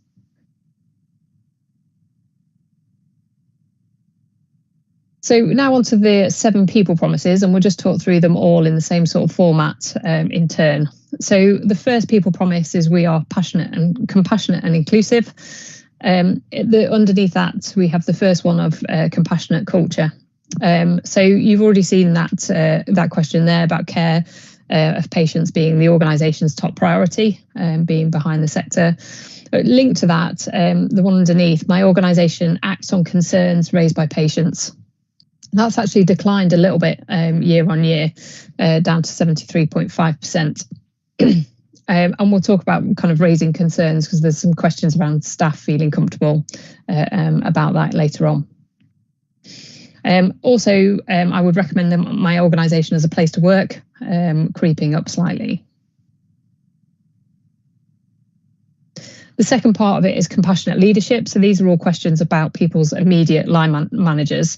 And again, it's not something that we see huge leaps and bounds in, but you are definitely making some improvements with line managers.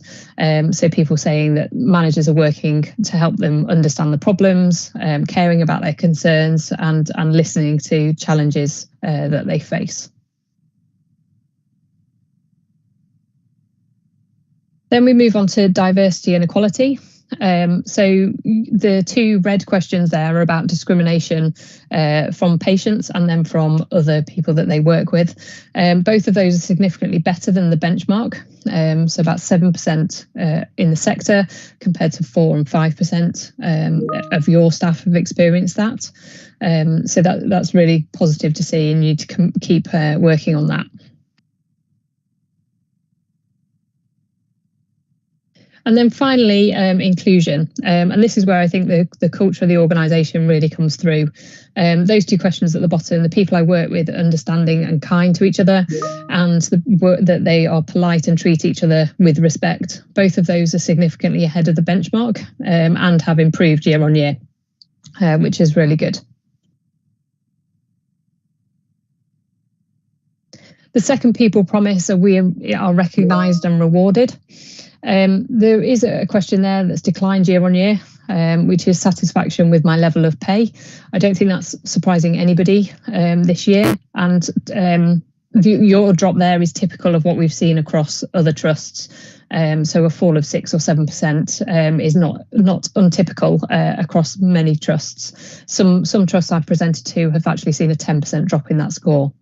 So you are still better than the rest of the sector and haven't seen as big a drop as others have. The rest of those are actually improving scores, which is really good to see. So you might not be able to do very much about the pay deal, but you are giving people recognition, valuing people's work, which is really important on a day-to-day basis. The third people promise is we each have a voice that counts. Again, you're in line with the sector and there's not been very much movement significantly year on year. We've already seen that question down the bottom about having a choice in deciding how to do my work. And quite a lot of these factors that feed into this autonomy and control are moving in the right direction. So people want opportunities to show their initiative in their role. They're making suggestions about how to improve my team and the area of their work, which is all really good to see that line managers are empowering people to make those changes themselves. Then secondly, we've got about raising concerns. So there is a slight decline in the first question about feeling secure about raising concerns of unsafe clinical practice. And we saw earlier some concerns around that care was the #1 priority of the organisation. And I think this kind of links together that people need to feel secure about raising concerns and have that fed back to them and communicated back the action that's been taken so that they are assured that something will be done and it would address their concern. So you are already making slight improvements in that pace, but really important thing to continue. Just linked to that, there are some questions about errors and near misses. They don't form part of the theme overall, but I just thought it was interesting to point out that you are ahead of the sector in a couple of those questions. So the number of near misses that people witness, but also when it's reported, you're taking action to ensure it doesn't happen again. So it's taking that same philosophy for incidents as it is about more general concerns that people raise. Okay, next is we are safe and healthy. So the first section of this is the health and safety climate. Again, there's no significant movements in this one, but there are a few that are moving upwards. So being able to meet conflicting demands, having enough staff to do my job properly, unrealistic time pressure, and people actually reporting harassment or bullying if they have witnessed it.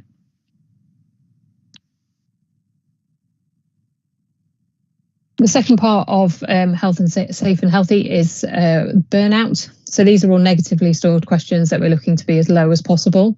There has been a significant improvement in people finding their work emotionally exhausting. So that's improved, and some smaller improvements in things like being frustrated, being exhausted at the end of the day, worn out at the end of my shift, and being tired at work.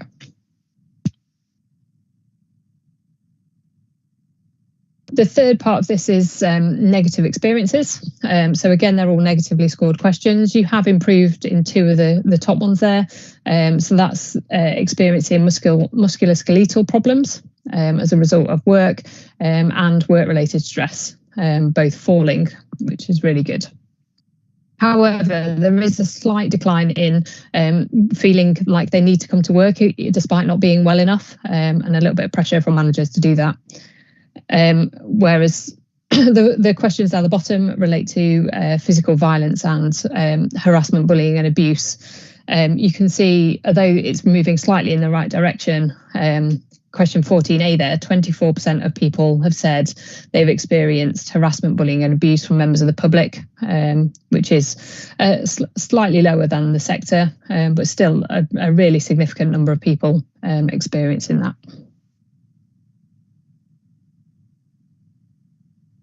The fifth people promise is we are always learning, and this is the people promise where you do score ahead of the sector, and there are quite a lot of green areas in this one. You are significantly better for the statement, this organisation offers me challenging work, and you can see there's some improvement in that year on year, as there are about being supported to develop my potential and having access to the right learning and development.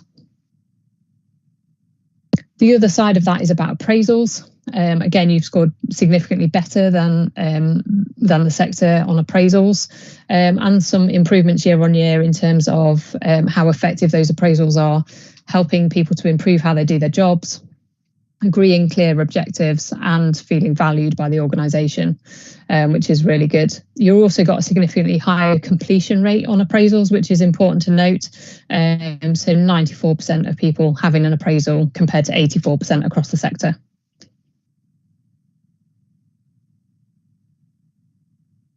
The next one is we work flexibly. There's not very much in terms of the support for work-life balance. That's a very stable picture. Slight improvement in people being able to approach their managers to ask about flexible working.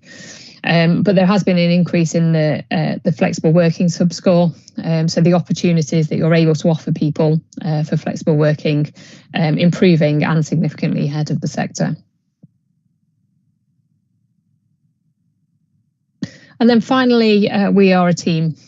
So again, this is one you're in line with the sector and not very much improvement year on year, but there are some green shoots down through most of these questions about team working, and you've got some momentum now to make sure this improves continuously. So again, as the people saying, I get respect from my colleagues coming through, team members understanding each other, enjoy working with the colleagues. So again, really good indicators of the culture that exists. And then finally, the second sub part of that is line management.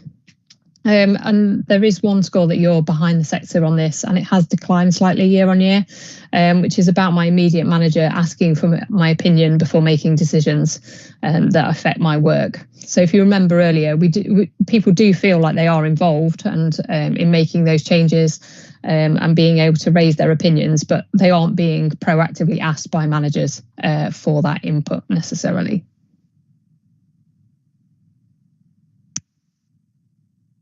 So that's a very quick whiz through the data. If I just remind you of the key points.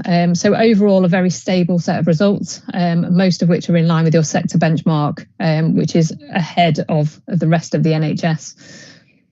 Some real successes into how people treat each other, being kind and respectful of each other, and having good relationships at work.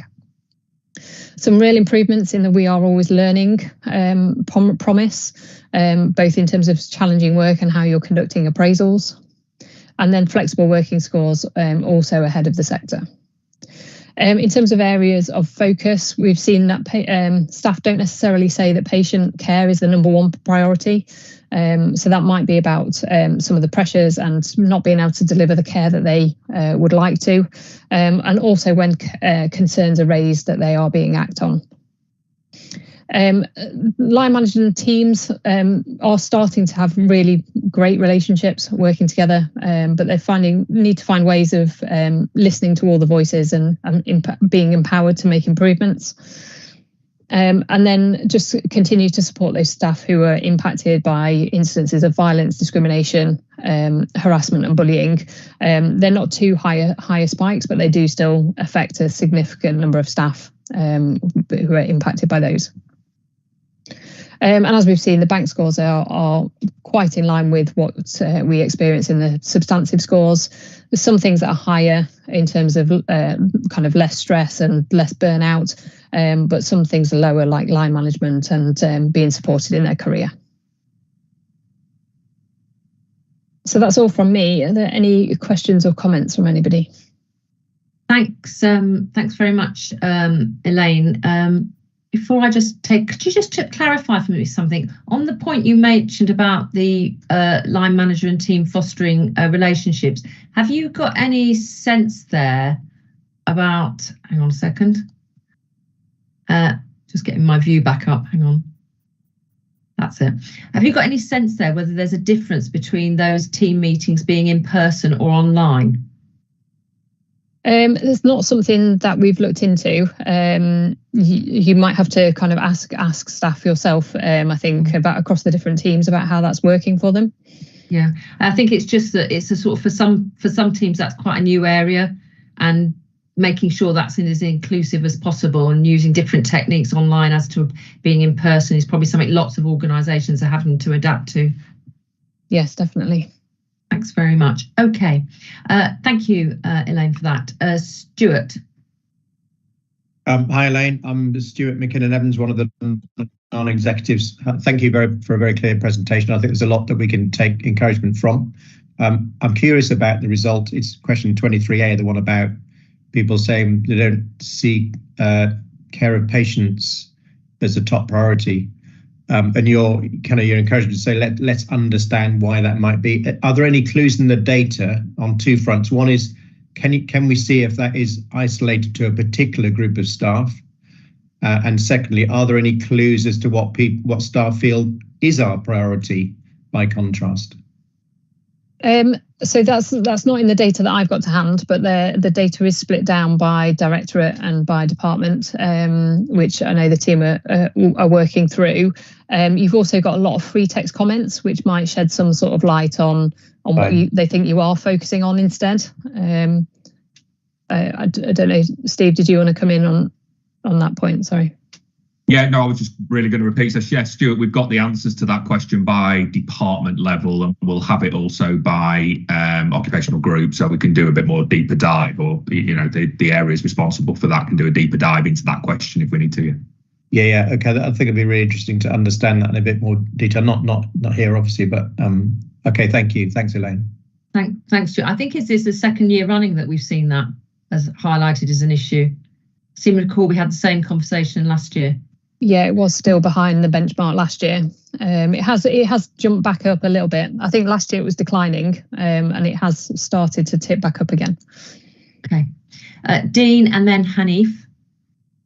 Yeah, thanks, Caroline. Thanks, Elaine, for the presentation. I guess just wanted to make a broader point through the sort of workforce committee by way of assurance on some of these things. So there was just something about when you sort of look year on year, you can focus down on individual aspects, but I think important for us to recognise here, isn't it, is the journey of this over, the last 4 or 5 years or so. So we've always recognised that some of these things are cultural, and from an organisation, this has moved to, staff surveys that were some of the worst in the country to gradually moving up year on year and improving. So I think, the journey here I think is important about that.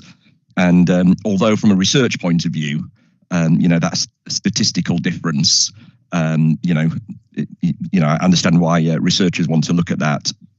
Again, reassuring for me and assuring for me that of the stuff that we can control, we're seeing year-on-year improvements there. So although slight, that those aspects are rising. So I think it was 70 odd out of 104 questions where there's been an improvement on what staff said last year to what they said this year. So to capture some of that and recognizing, as I say, some of those things are cultural that we can't necessarily change overnight. So I think a lot of work that's gone into it over the years to bring up there. That's not to be complacent on the sort of stuff coming in, and I just wondered on some of those areas where we've got not our top priority and about raising concerns. In the past, we've had the divisions bringing their action plans to the workforce committee to have a look at how we could support them in those. But I wonder, Philip, whether we might want to look at some of those as well in the quality committee, for example, and have a look where we can almost deep dive is probably the wrong word, but get an understanding about the sort of improvements that people are doing within divisions through quality, that patient care sort of aspect of that. But there was some good thoughts, and thanks, Elaine, for the clear presentation. Thank you. Thank you, Dean. Absolutely, yeah. Yeah, and we are the third most improved trust in the country. That's the context we're working in as well. Sorry, Philip, did you want to just come in there on the back of that, what Dean just said? Just saying, yeah, absolutely. Yeah, we'll work on that. Yeah. Okay, thank you. I've got Hanif. Thank you, Elaine. It's always easy with these things almost to focus on the negatives. So I think the first thing to say is we've got to recognise that overall the trajectory is absolutely positive. Always room to improve. Having said that, you've answered the first part of my question in terms of is there sort of segmentation between the directorates, and you confirm there is. I don't know if we can do a deep dive to give us the information of any disparity between the directorates across some of those key headings, just to enable us as an exec to see if there's greater focus on one area than the other. So that was the first part of my question. The second one was in terms of discrimination, whether that is broken down into types and levels of discrimination. Is that discrimination based on race, gender, disability? So again, particularly coming from the protected characteristics, I'd be interested, as I'm sure colleagues would be, again, to see if there's any patterns that we should be taking note of. Yeah, so there was a follow-up question about discrimination and on what grounds people had experienced that. Actually, the largest segment was 32% saying it was on grounds of gender, which was quite different to what we saw across the sector. So normally in the sector, 45% of it is from ethnic background, whereas your figure for ethnicity was 20%. So more of a swing towards gender than ethnicity.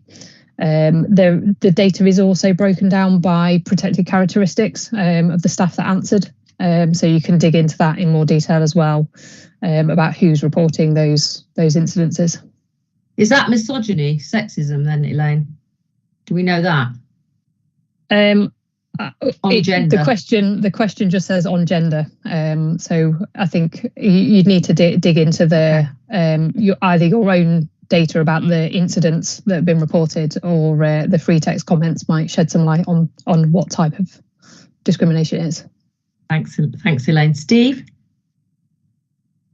Yeah, just as a follow-up on that. So what we report into Workforce Committee, happy to share it around more widely, is the background to any incidents that are raised with us that would come under any of those protected characteristics, whether they fall into gender, race, etc. So we've got that kind of hard data for complaints, for want of a better term. So it's often good to sort of correlate that against these results. So we've got that available, Caroline. Happy to sort of share that about. And again, just on Hanif, just on your question, so yes to the first point, yeah, we can compare, we can look at those people promises across directorate, and also remember the res and the WIDES So the race equality scheme and the disability equality scheme.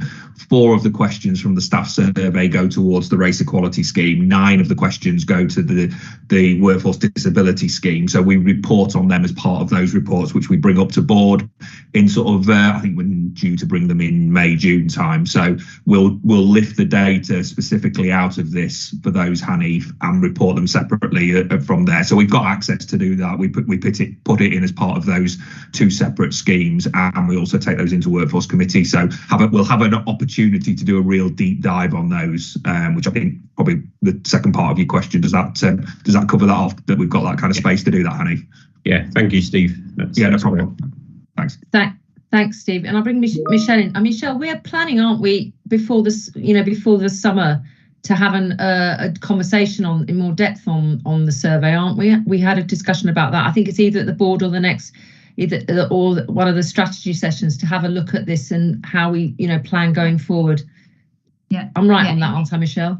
Indeed, we are. This is actually opportunistic. I'll come back to my question. Thanks, Elaine. But it's also opportunistic because next strategy session we've got the People's Promise and the Proud programme update, so we can have a look at those in relationship to what the staff survey is showing us as well. So there's a bit of triangulation there. So that would be helpful. Thanks, Elaine, for a really good presentation. It is always interesting to concentrate on the negatives. I think we have to do, because we've still got a journey to do, and we are on a journey. Just picking up Dean's point, actually, I think for me, what's really important is the journey that we've been on. 5 years ago, 6 years ago, we were at the bottom survey. And by a country mile in some of the areas that we are. So I think, first of all, it's positive to see that journey. It's still a bit disappointing for me. I'm always a bit disappointed for the staff survey in relationship to be in the middle of the pack, because obviously I want to be outstanding, and that's one of our key things. I'm not going to labour on the patient care is not our top priority, because it is the one area. There's 2 main things I look at. One is about place to work, and secondly is about the patient being our top priority. And it is always disappointing around the patient care is not our top priority. And as Caroline said, the chair said, it was something that we had a conversation about last year, and something that we are intrinsically linking into all our messaging. So there is obviously some way of that messaging not getting through. So we have to relook at that. And it will be interesting. I know that all the divisions now are looking at the minutiae breakdown of their reports. A lot of it came from the corporate sector last time, because they couldn't see the correlation between the corporate work and the patient care and the front line and the clinical piece. But as Pete, our director, often said that, somebody said about being a cleaner in NASA, and I put a man on the moon. It's the same thing that we've got to do, that patient care is everybody. We touch somebody's life every day. And I know I say that constantly. So I think I'd really like Workforce Committee to hone in on that and maybe have a look and just see, alongside Quality Committee, what else can we do in relationship to messaging. The raising issues for me is the really concerning one that's come out of this particular staff survey that we need to take back, because closed cultures, open, honest, our values based. So we'll be picking that up with the team as well as the various committees. But in a main, it is a good position. It's a good journey that we've seen from where we've come from. But again, the response rate, as we said earlier on in our first presentation, we need to work on the response rate, because when I've asked a lot of staff, and I have asked a lot of staff over the last couple of months since we got the results embargoed, they don't fill it in because they're happy. They don't fill it in because they're really comfortable with the organisation.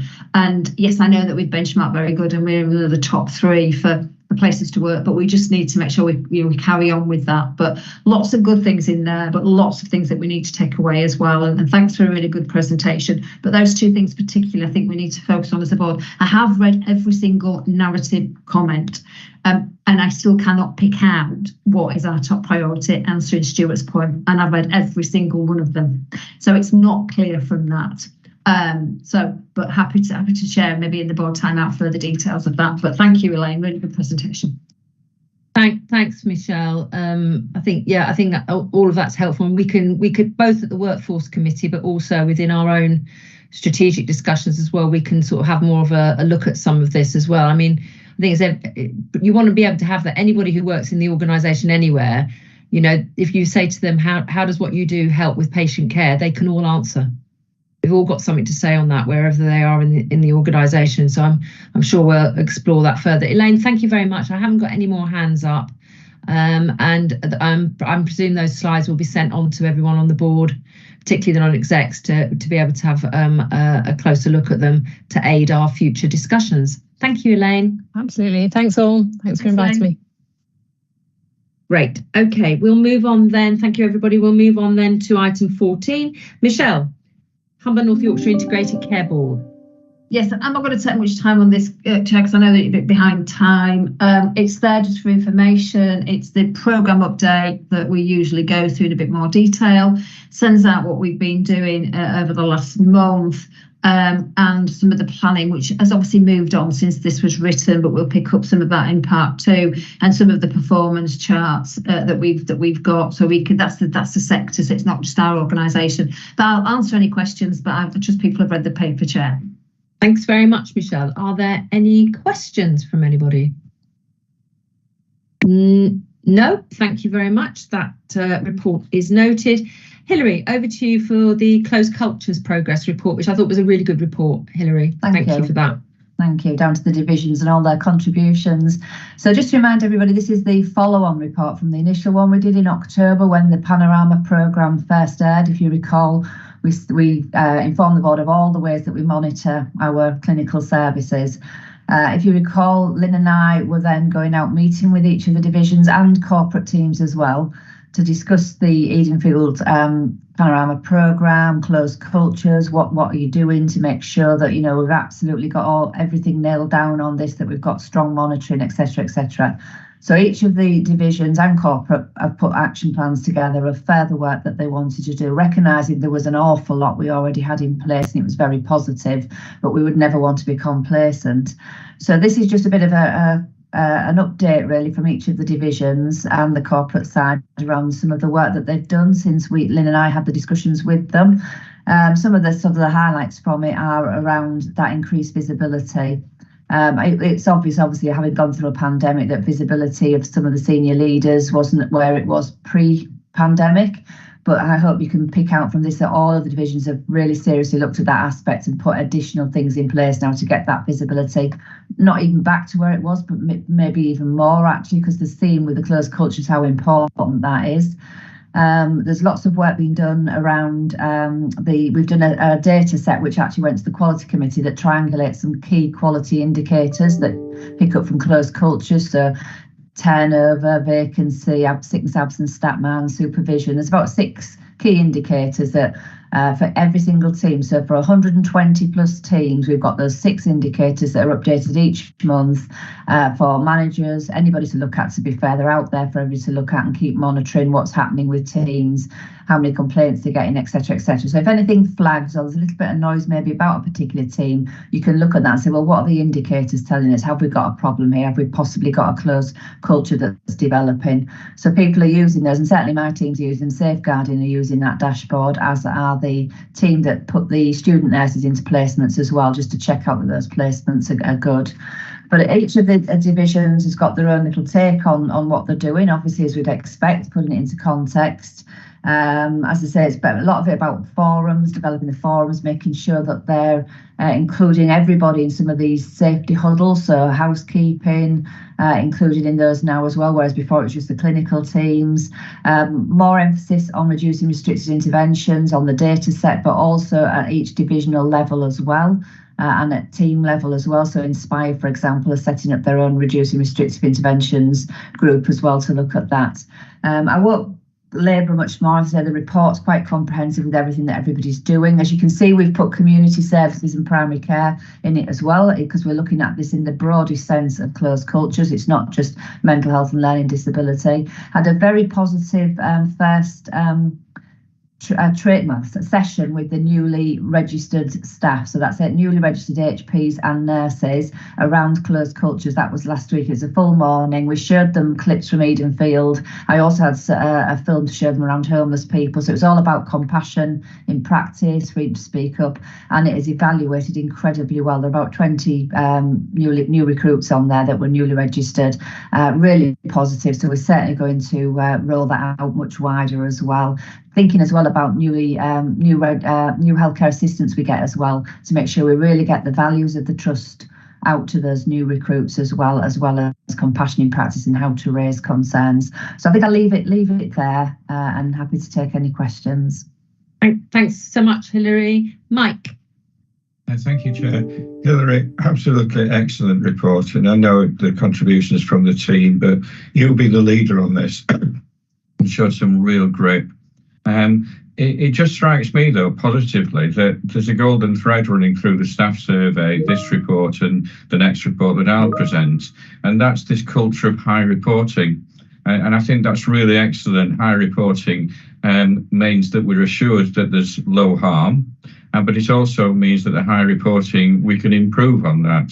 And the background information that you've given and the stats within this report are really, really helpful. So I just commend it, and I commend the culture that you and your exec colleagues have established in terms of reporting.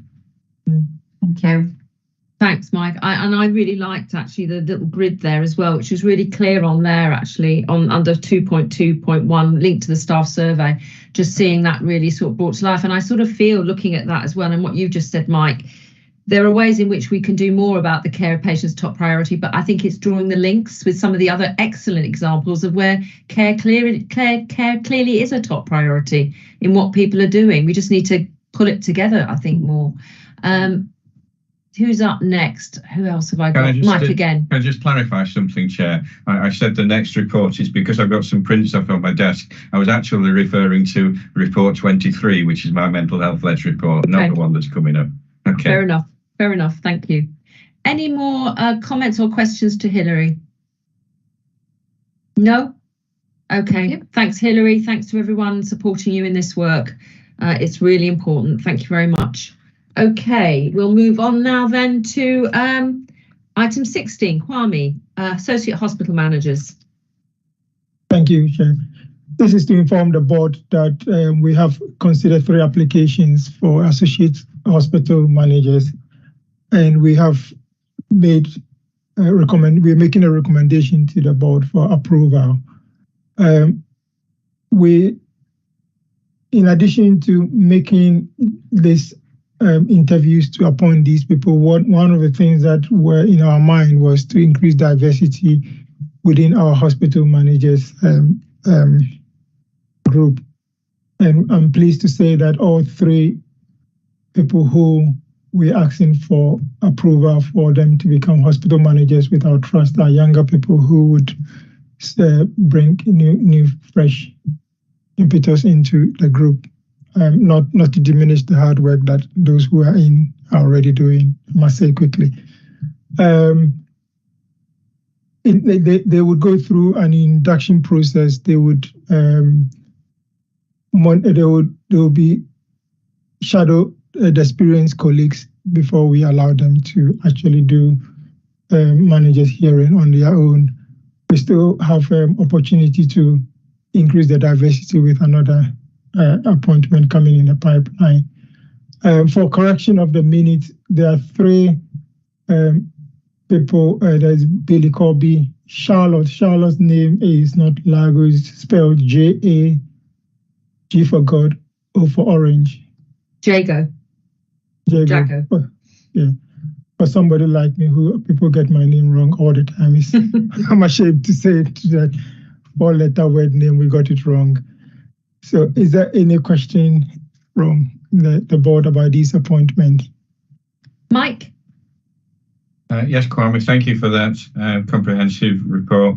We're bedding in a new associate hospital manager policy, and as part of that policy, actually what happens is that the interview panel recommends to the non-executive director who then recommends to the board. It's a board appointment, but I am involved with it. And I just wanted to confirm for assurance purposes that I have been involved by way of reviewing the applications and being briefed on the individuals. So along with the policy, I will ask the board to appoint these 3 individuals. Thank you very much, Mike. Is everybody happy to take Mike's recommendation there for Charlotte, Billy and Lauren joining us? Great. Thank you very much. Thanks, Kwame. Thanks, Mike. And also thank you for all the work everyone's done on the diversity aspect of this, because I know there's been some really, really good work gone into this and creative work. Thank you very much. Lynn chaired the group chair, just for information, Lynn Parkinson. Thank you, Lynn. Thanks, Lynn. Okay, moving on then, we are item 17 and we have Oliver with us, I hope, Oliver Sims for the Board Assurance Framework. Good morning, Caroline. Good morning, everybody. Caroline, can I just say sorry. Yeah. Sorry, Michelle. Sorry, apologies. That's okay. Just to say that obviously, welcome Oliver and thanks very much. Just to say that we are doing a more deep dive conversation in the BAF at the next strategic session in April. So that was requested by the committees. So we will be picking that up. So I just wanted to put that in the context of this discussion so we can pick up some of those queries and concerns in that committee as well. But obviously we can do it today as well. Thanks, Chair. Yeah. Thank you. Thanks, Michelle. Oliver. Thank you. Good morning, everybody. So the Board Assurance Framework represents the version for Q4 of 22-23. And obviously has been through the relevant assuring committees of the board, obviously as part of its development in quarter. As Michelle has mentioned, obviously we'll be doing the session at the Strategic Development Group meeting next month, which hopefully will give a bit more of a chance to have that full discussion around the BAF and its development going into the new financial year. In terms of where we're at for the position for the quarter, I think in terms of the overall score is fairly static, but there's been quite a bit of movement in terms of individual risks and pieces of assurance that obviously is aligned to the relevant sections of the BAF for the year. Obviously, it's off the back of in-year sort of developments with the board strategy, trust strategy rather, where we've obviously incorporated the new goals and objectives as part of the template. So it's very much a dynamic document. We continue to obviously improve it and expand upon the information that's included. Recently had our first, our annual BAF audit. We've had some really good feedback and some significant assurance around our processes, but obviously we'll look to continue to expand and improve on that, which obviously will lead us into that session next month. So I think obviously many of you will have seen this document as it's gone through various iterations through the quarter by the assuring committees. Obviously happy to take any feedback or any questions or comments at this stage. Obviously will help us going into the Q1 version of the report. And yeah, I think that's probably all I'd look to do in terms of by means of an introduction. Happy to take any feedback, any comments at this stage. Okay, thanks, Oliver. We are going to have a session at the Strategic Board. The one thing I would just pick up on, and Stuart might come in as well, is last time we met and we talked about how the narrative between the strategic objective and the principal risk to strategic objectives could be improved to be more specific and meaningful. And I think that's actually mentioned in an audit committee assurance report later on the agenda. Actually, it was picked up there as well. I think we'll probably explore this in more depth when we get together in April, but I don't see there's been much changes since the last time we met on this. There's still sort of like almost the same as in the strategic objective, i.e. it's a failure to get to the strategic objective without anything more specific. Yeah, I mean, it's been picked up, Caroline, outside of obviously this board reporting. I think for the Q1 version, we'll see more of a significant change around those. So obviously, as part of the quarterly review process, we'll look at each of the individual objectives that underpin the goals, and we'll review the individual risks. I think obviously as part of the process for sort of the Q3, Q4 versions, it was a bit of a new I suppose way of doing it in that we were looking at some of the new strategic objectives that didn't previously have an aligned risk and essentially risk assessing those, which was more in line with, I suppose, best practice around looking at those individual elements. So it's been also picked up and there's reference to that as part of the audit that we've recently had, obviously, which will hopefully strengthen that further. So there is work in hand. Obviously, we'll talk more about that as part of the development session. But I think, take your point and obviously going into Q4, we've not seen a drastic change in terms of the wording, but we fully recognise that now there is actions underway to pick that up. Obviously, also addressed through the audit. So hopefully that will give you some assurance going into Q1 and you'll see some significant change and hopefully improvement from your perspective when we look at that new version. Thanks for that assurance, Oliver. Appreciate that. Any other questions to Oliver on the BAF? Okay, moving on to the risk register, Oliver. Okay, so again, represents the sort of end of year position in terms of our risks. Obviously, alongside the actual risk register extract for the trust-wide risk register itself, we do a bit of an update paper, which obviously is part of the pack. You'll notice there has been, at the point of reporting, a reduction to 147 incidents from the 169 that was referenced in the January report. So obviously a reduction of 22. Very much just to stress that is dynamic, and since that point in time, we have seen a number of new risks come in and go for approval via the divisional arrangements. So that number can only ever give us a snapshot. Obviously, we do want the risks to be as live and sort of flowing as they can be. So there has changed, and we have seen some new risks come in. So no concerns there. Although we did see that the reduction from one point in time to the next in terms of reporting, we really do have those robust arrangements that feed into our Trust ODG, feed into the relevant board subcommittees, and obviously that is going to be fluctuating picture in terms of number of risks. For the entries that are currently included on the trust-wide risk register, so again representing that year-end position, 4 entries that have carried over through the year. The first WFO 10, which is the risk around the GP recruitment and retention, obviously for that final end of year position, scored at a rate that would be included on the report. Obviously going into the new financial year, we'll be reviewing that risk, and any changes or any amendments to the score will be made and reviewed via the Workforce and OD Committee, EMT, and obviously our report into ODG. The CAMHS inpatient demand is one risk, just to reference that following sort of pulling the board reports together and last discussion at EMT, there's been further discussion around potentially reducing that risk. So at this current point in time, based on the performance metrics and the information we have at hand, the CAMHS inpatient risk will likely go down to a current score of 12, subject to EMT approval. So again, since the point of time of preparing the report, we have seen that sort of dynamic change in terms of that particular entry.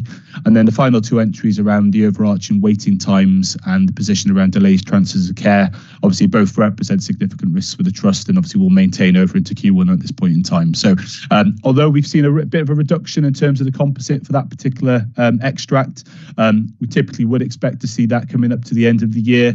Obviously, for a new sort of year's position, new financial position, and so on and so forth, we will look to expand and include any new risks. So via EMT, we'll have that discussion as we prepare the version for Q1, and obviously it gives us opportunity then to obviously identify any emerging risks and new things that are coming through at the system level as well, which will be something that we'll pick up as part of the board development session when we're looking at the back, because I think there really is that key point of work to look at those emerging risks that are coming through, those things that need to inform us from our sort of partners and system work as well. So I know that was a key point that Michelle and I have discussed around previously, which we will incorporate going forward into the process for 23-24. So again, happy to take any questions, any feedback. Obviously, it aids us in our processes going into the new year.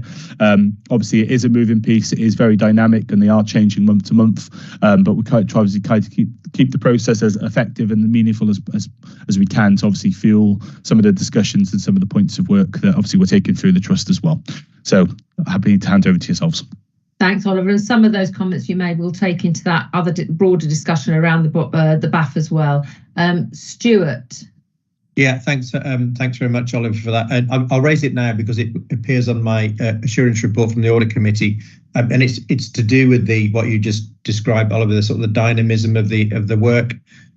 When we considered the trust-wide register at the last Audit Committee, we did conclude that despite all the good work and the kind of constant review, the top risks tended to be fairly static. So they were kind of they weren't moving very much. Now that simply could be because they're largely external factors, or they're driven by factors beyond our control. But it's just a continuous encouragement to keep the work dynamic, and maybe the scores might go up and down. But it was an observation, as I say, at the Audit Committee last time, and perhaps we can revisit it in the next Audit Committee, which is that's in middle of May. Right. But yeah. Okay, thanks. I just wanted to note that, and I'll wanted to make the connection between the two pieces of work. Thanks. Thanks, Stuart. Yeah, thanks, Stuart. That's really positive, and obviously we'll take that away. I think just to give again some further assurance from a divisional perspective, that'll be something that commences April onwards, just to have that formally captured in the ODG review divisional risk registers around static risk scores. Hopefully, then we can obviously feed that up and replicate it. I mean, it is a point of discussion. Obviously, the scores will be looked at as part of the review via EMT and in line with the relevant leads for those risks. I think obviously they tend to be the big ticket items, the big obviously pieces of work that, again, as you mentioned, there's a lot of external factors driving some of these entries. So we'll take that on board. Obviously, we do consider it, but just to give assurance, that is part of our review and our discussion point. So we'll make sure that's fully embedded in the process and discussed on a regular basis for any sort of static scores that carry over from quarter to quarter. That's definitely something we'll consider. And I think it's important because it could be that, because we have target risks, don't we? It could be that, say, if over 2 years we have, despite all the good work we've done, we haven't managed to move the score. It could be that the target risk is unrealistic. We just might have to tolerate a higher level of risk than we've identified, and therefore that suggests we're tolerating it. We're just accepting a high risk appetite, but that's one to work through on a continuous basis, I think. Thanks. Yeah, thank you for that, Stuart. Thank you, Oliver. I haven't got any more hands up. So thank you for your patience. We'll see you in April at the strategic discussion. Thank you very much, everybody. See you later. Bye. All the best. Thank you. Thanks, everybody. We'll now go on to the Assurance Committee reports. The first one is from me. We have discussed this before. There is a typo. I did spell Philip correctly once and then spelt it incorrectly. That's because my Philip husband has one L and our Philip here has two L's. But apart from that, I think it's all straightforward. Any questions? Nope. Okay, that's noted by the board for the committee chairs and champion roles. We'll move on then to the Workforce Organisation Development Committee. Dean.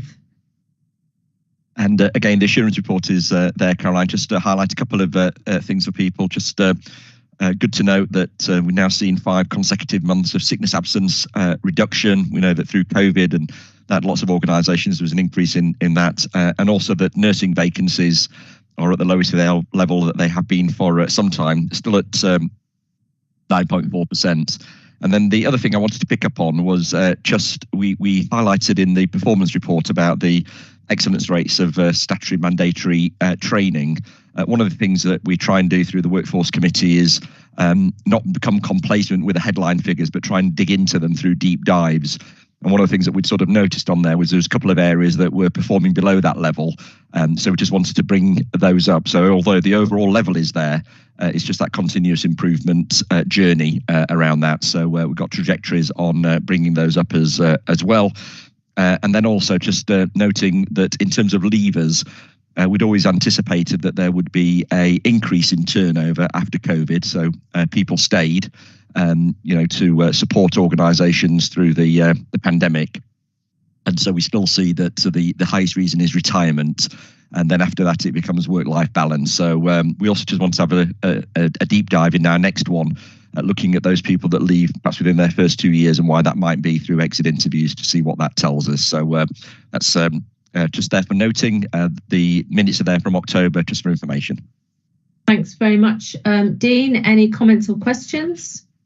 Thank you. That report is noted. Audit Committee, Stuart. Yeah, thanks very much. So we covered the issue just now about the matter of the kind of the risk management, which I'd raised as a kind of a concern in terms of the static nature of risks. Pick out a couple of other things. A good report once again from our internal and external auditors on the control system. We came out very well in the internal auditors benchmarking with other clients, and that's to be welcomed and congratulated the teams involved in the control system. We finally put to bed the external audit work and the value for money report from 21-22, and just to assure you that work is well advanced on the 22-23 audit, which is great. And the committee's work is always very busy and very expertly supported by the teams, both inside and outside the trust. So yeah, all good reporting back from the audit committee on this occasion, and some minutes are attached later in the agenda for your information. Thank you, Stuart. Questions, comments? No, thank you. That report is noted. Collaborative committee report, Stuart. Yeah, again, so the report's there for your digestion. I'll just pick out a couple of things that I kind of wanted to bring to your attention. One is that in terms of the number of adults in low and medium secure settings, it's at the lowest level since the go live of the collaboration in October 21, which I think is worth noting. On the perhaps not so good side, we kind of did some work to measure the cost of delays in discharge, and we identified that just in relation to only 19 patients in adult secure, their delays of discharge between a period of May 22 to January 23 cost in the order of 2.6 million. So I keep pressing the team to give us some good examples of kind of resource use that could be improved. And I think we continuously think in this committee about the theme that if we can identify matters that are being solved through collaboration, fantastic. Let's do more of it. And if they're not being solved, they're probably good test beds of whether the system can work effectively to tackle things. And then the final thing, just to talk about in terms of work underway, there is an improvement plan, a contractual service development improvement plan underway with the Inspire unit, which is subject to very active monitoring at the moment. And I hope to see some movement on that when we next meet as a committee. And I'll stop there. Thanks very much, Stuart. That's really interesting. I think that drilling down on the costs of delays in terms of discharging people is really interesting area of work to drill down into. Thank you for that. That's noted. No questions there. Moving on to Mike, Mental Health Legislation Committee. Thank you, Chair. If I can just highlight 3 things that seem important to me. The first one is the golden thread that I referred to. And if you look at the prone risk rate being near the upper control limit and the explanation for it, we are a high reporting organisation. And in the light of what's said in that narrative in terms of prone risk rate for a few seconds, future reports from MHLC will have more detailed timings so that we can actually look and see whether, if you take the example of an AWOL for a couple of minutes isn't a problem. Prone restraint for a couple of seconds isn't a problem, but we can monitor the trends a lot better. The other thing in terms of data is the benchmarking. It was suggested by a committee member the last time that we didn't seem to be benchmarking our data. We were taking it in isolation, so we're going to take that work forward. So that was number 1 about data. Number 2 is the audit of consent to treatment. And just to confirm that that audit is not about whether patients have consented to treatment, it's actually about whether that's been recorded. So it is something that we need to action, but bearing in mind it's a public meeting, I wouldn't want anyone to think we're auditing that because patients were being treated without consent. And then the final one is detention rates. We are a negative outlier in our area on detention rates, and through the work of the steering group, we'll be deep diving into that issue over the coming months. So that's it. If anyone's got any questions, that's fine. Thanks very much, Mike. That's very clear. Thank you. No questions there. Thank you very much. That's noted. Quality Committee, Philip. Yeah, another good meeting. Just point out with a bit of a typo on the agenda. The actual assurance report relates to the meeting of the 2nd of March, not the previous meeting, which is 24th of November. Key issues. We talked at that point about possibly the impact of junior doctor strike, particularly on the risk register, and the impact of agency staff. But I see that was reflected in the narrative in the risk register paper today, so that's been taken on board.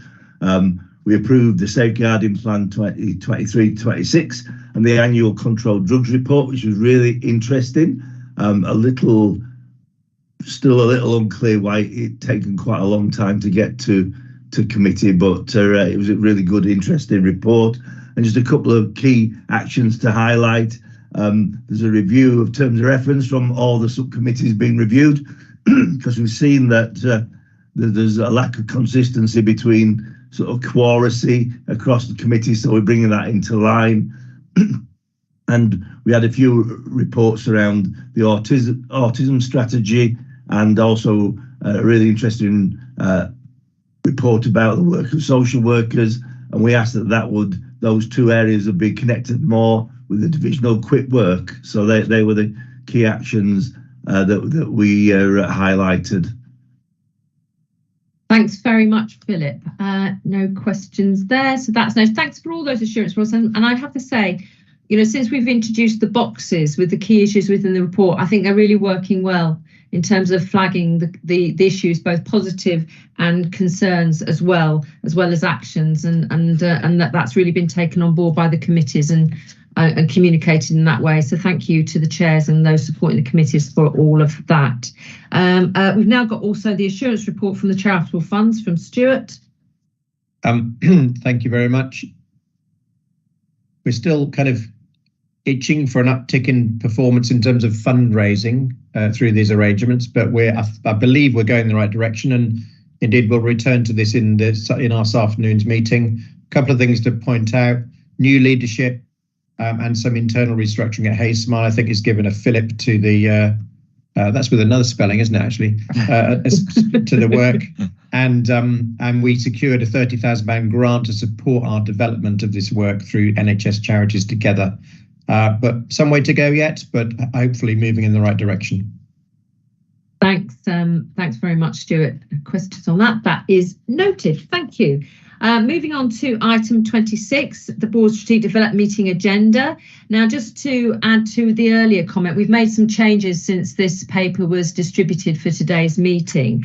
And we've actually going to remove the provider license changes items to the May public board meeting so that we can have a full hour on the BAF and with Oliver when we meet, which, bearing in mind our earlier discussion, I think that's the right move to make there. But I just want to flag that with everyone. And then also, as been said earlier, people strategy, proud strategy, we'll be discussing those issues as well as some time for our own personal and team board development programme. Any questions on that? No? Thank you very much indeed. Item 27, I haven't had any notice of any items to escalate, so we can move on to any other urgent business. I haven't been notified of any other business. Nobody else has got anything? Nope, thank you very much. So we go on to the review of the meeting. Do people feel they've had the papers have been enabled you to fully understand what's being put in front of you? Have you had enough time to discuss some of these issues, and generally any thoughts on the meeting today? Everyone happy? Yeah, Caroline, I thought it was a very, very packed meeting, but I think the balance of the time we spent on the important things felt right. And I think you're right that the mechanism by which we provide the executive summary in the 4 boxes is so important to get that, so we can kind of focus on the information. I thought the presentations from all the externals were very good, and I thought the discussion was very constructive. And I take assurance from the fact that when we discuss what I feel like tricky issues, our colleagues in the execs team are already on it, and that came through in spades today. So well done, team. Thanks very much, Stuart. Michelle, and then Mike. Michelle? Oh, sorry, Chair.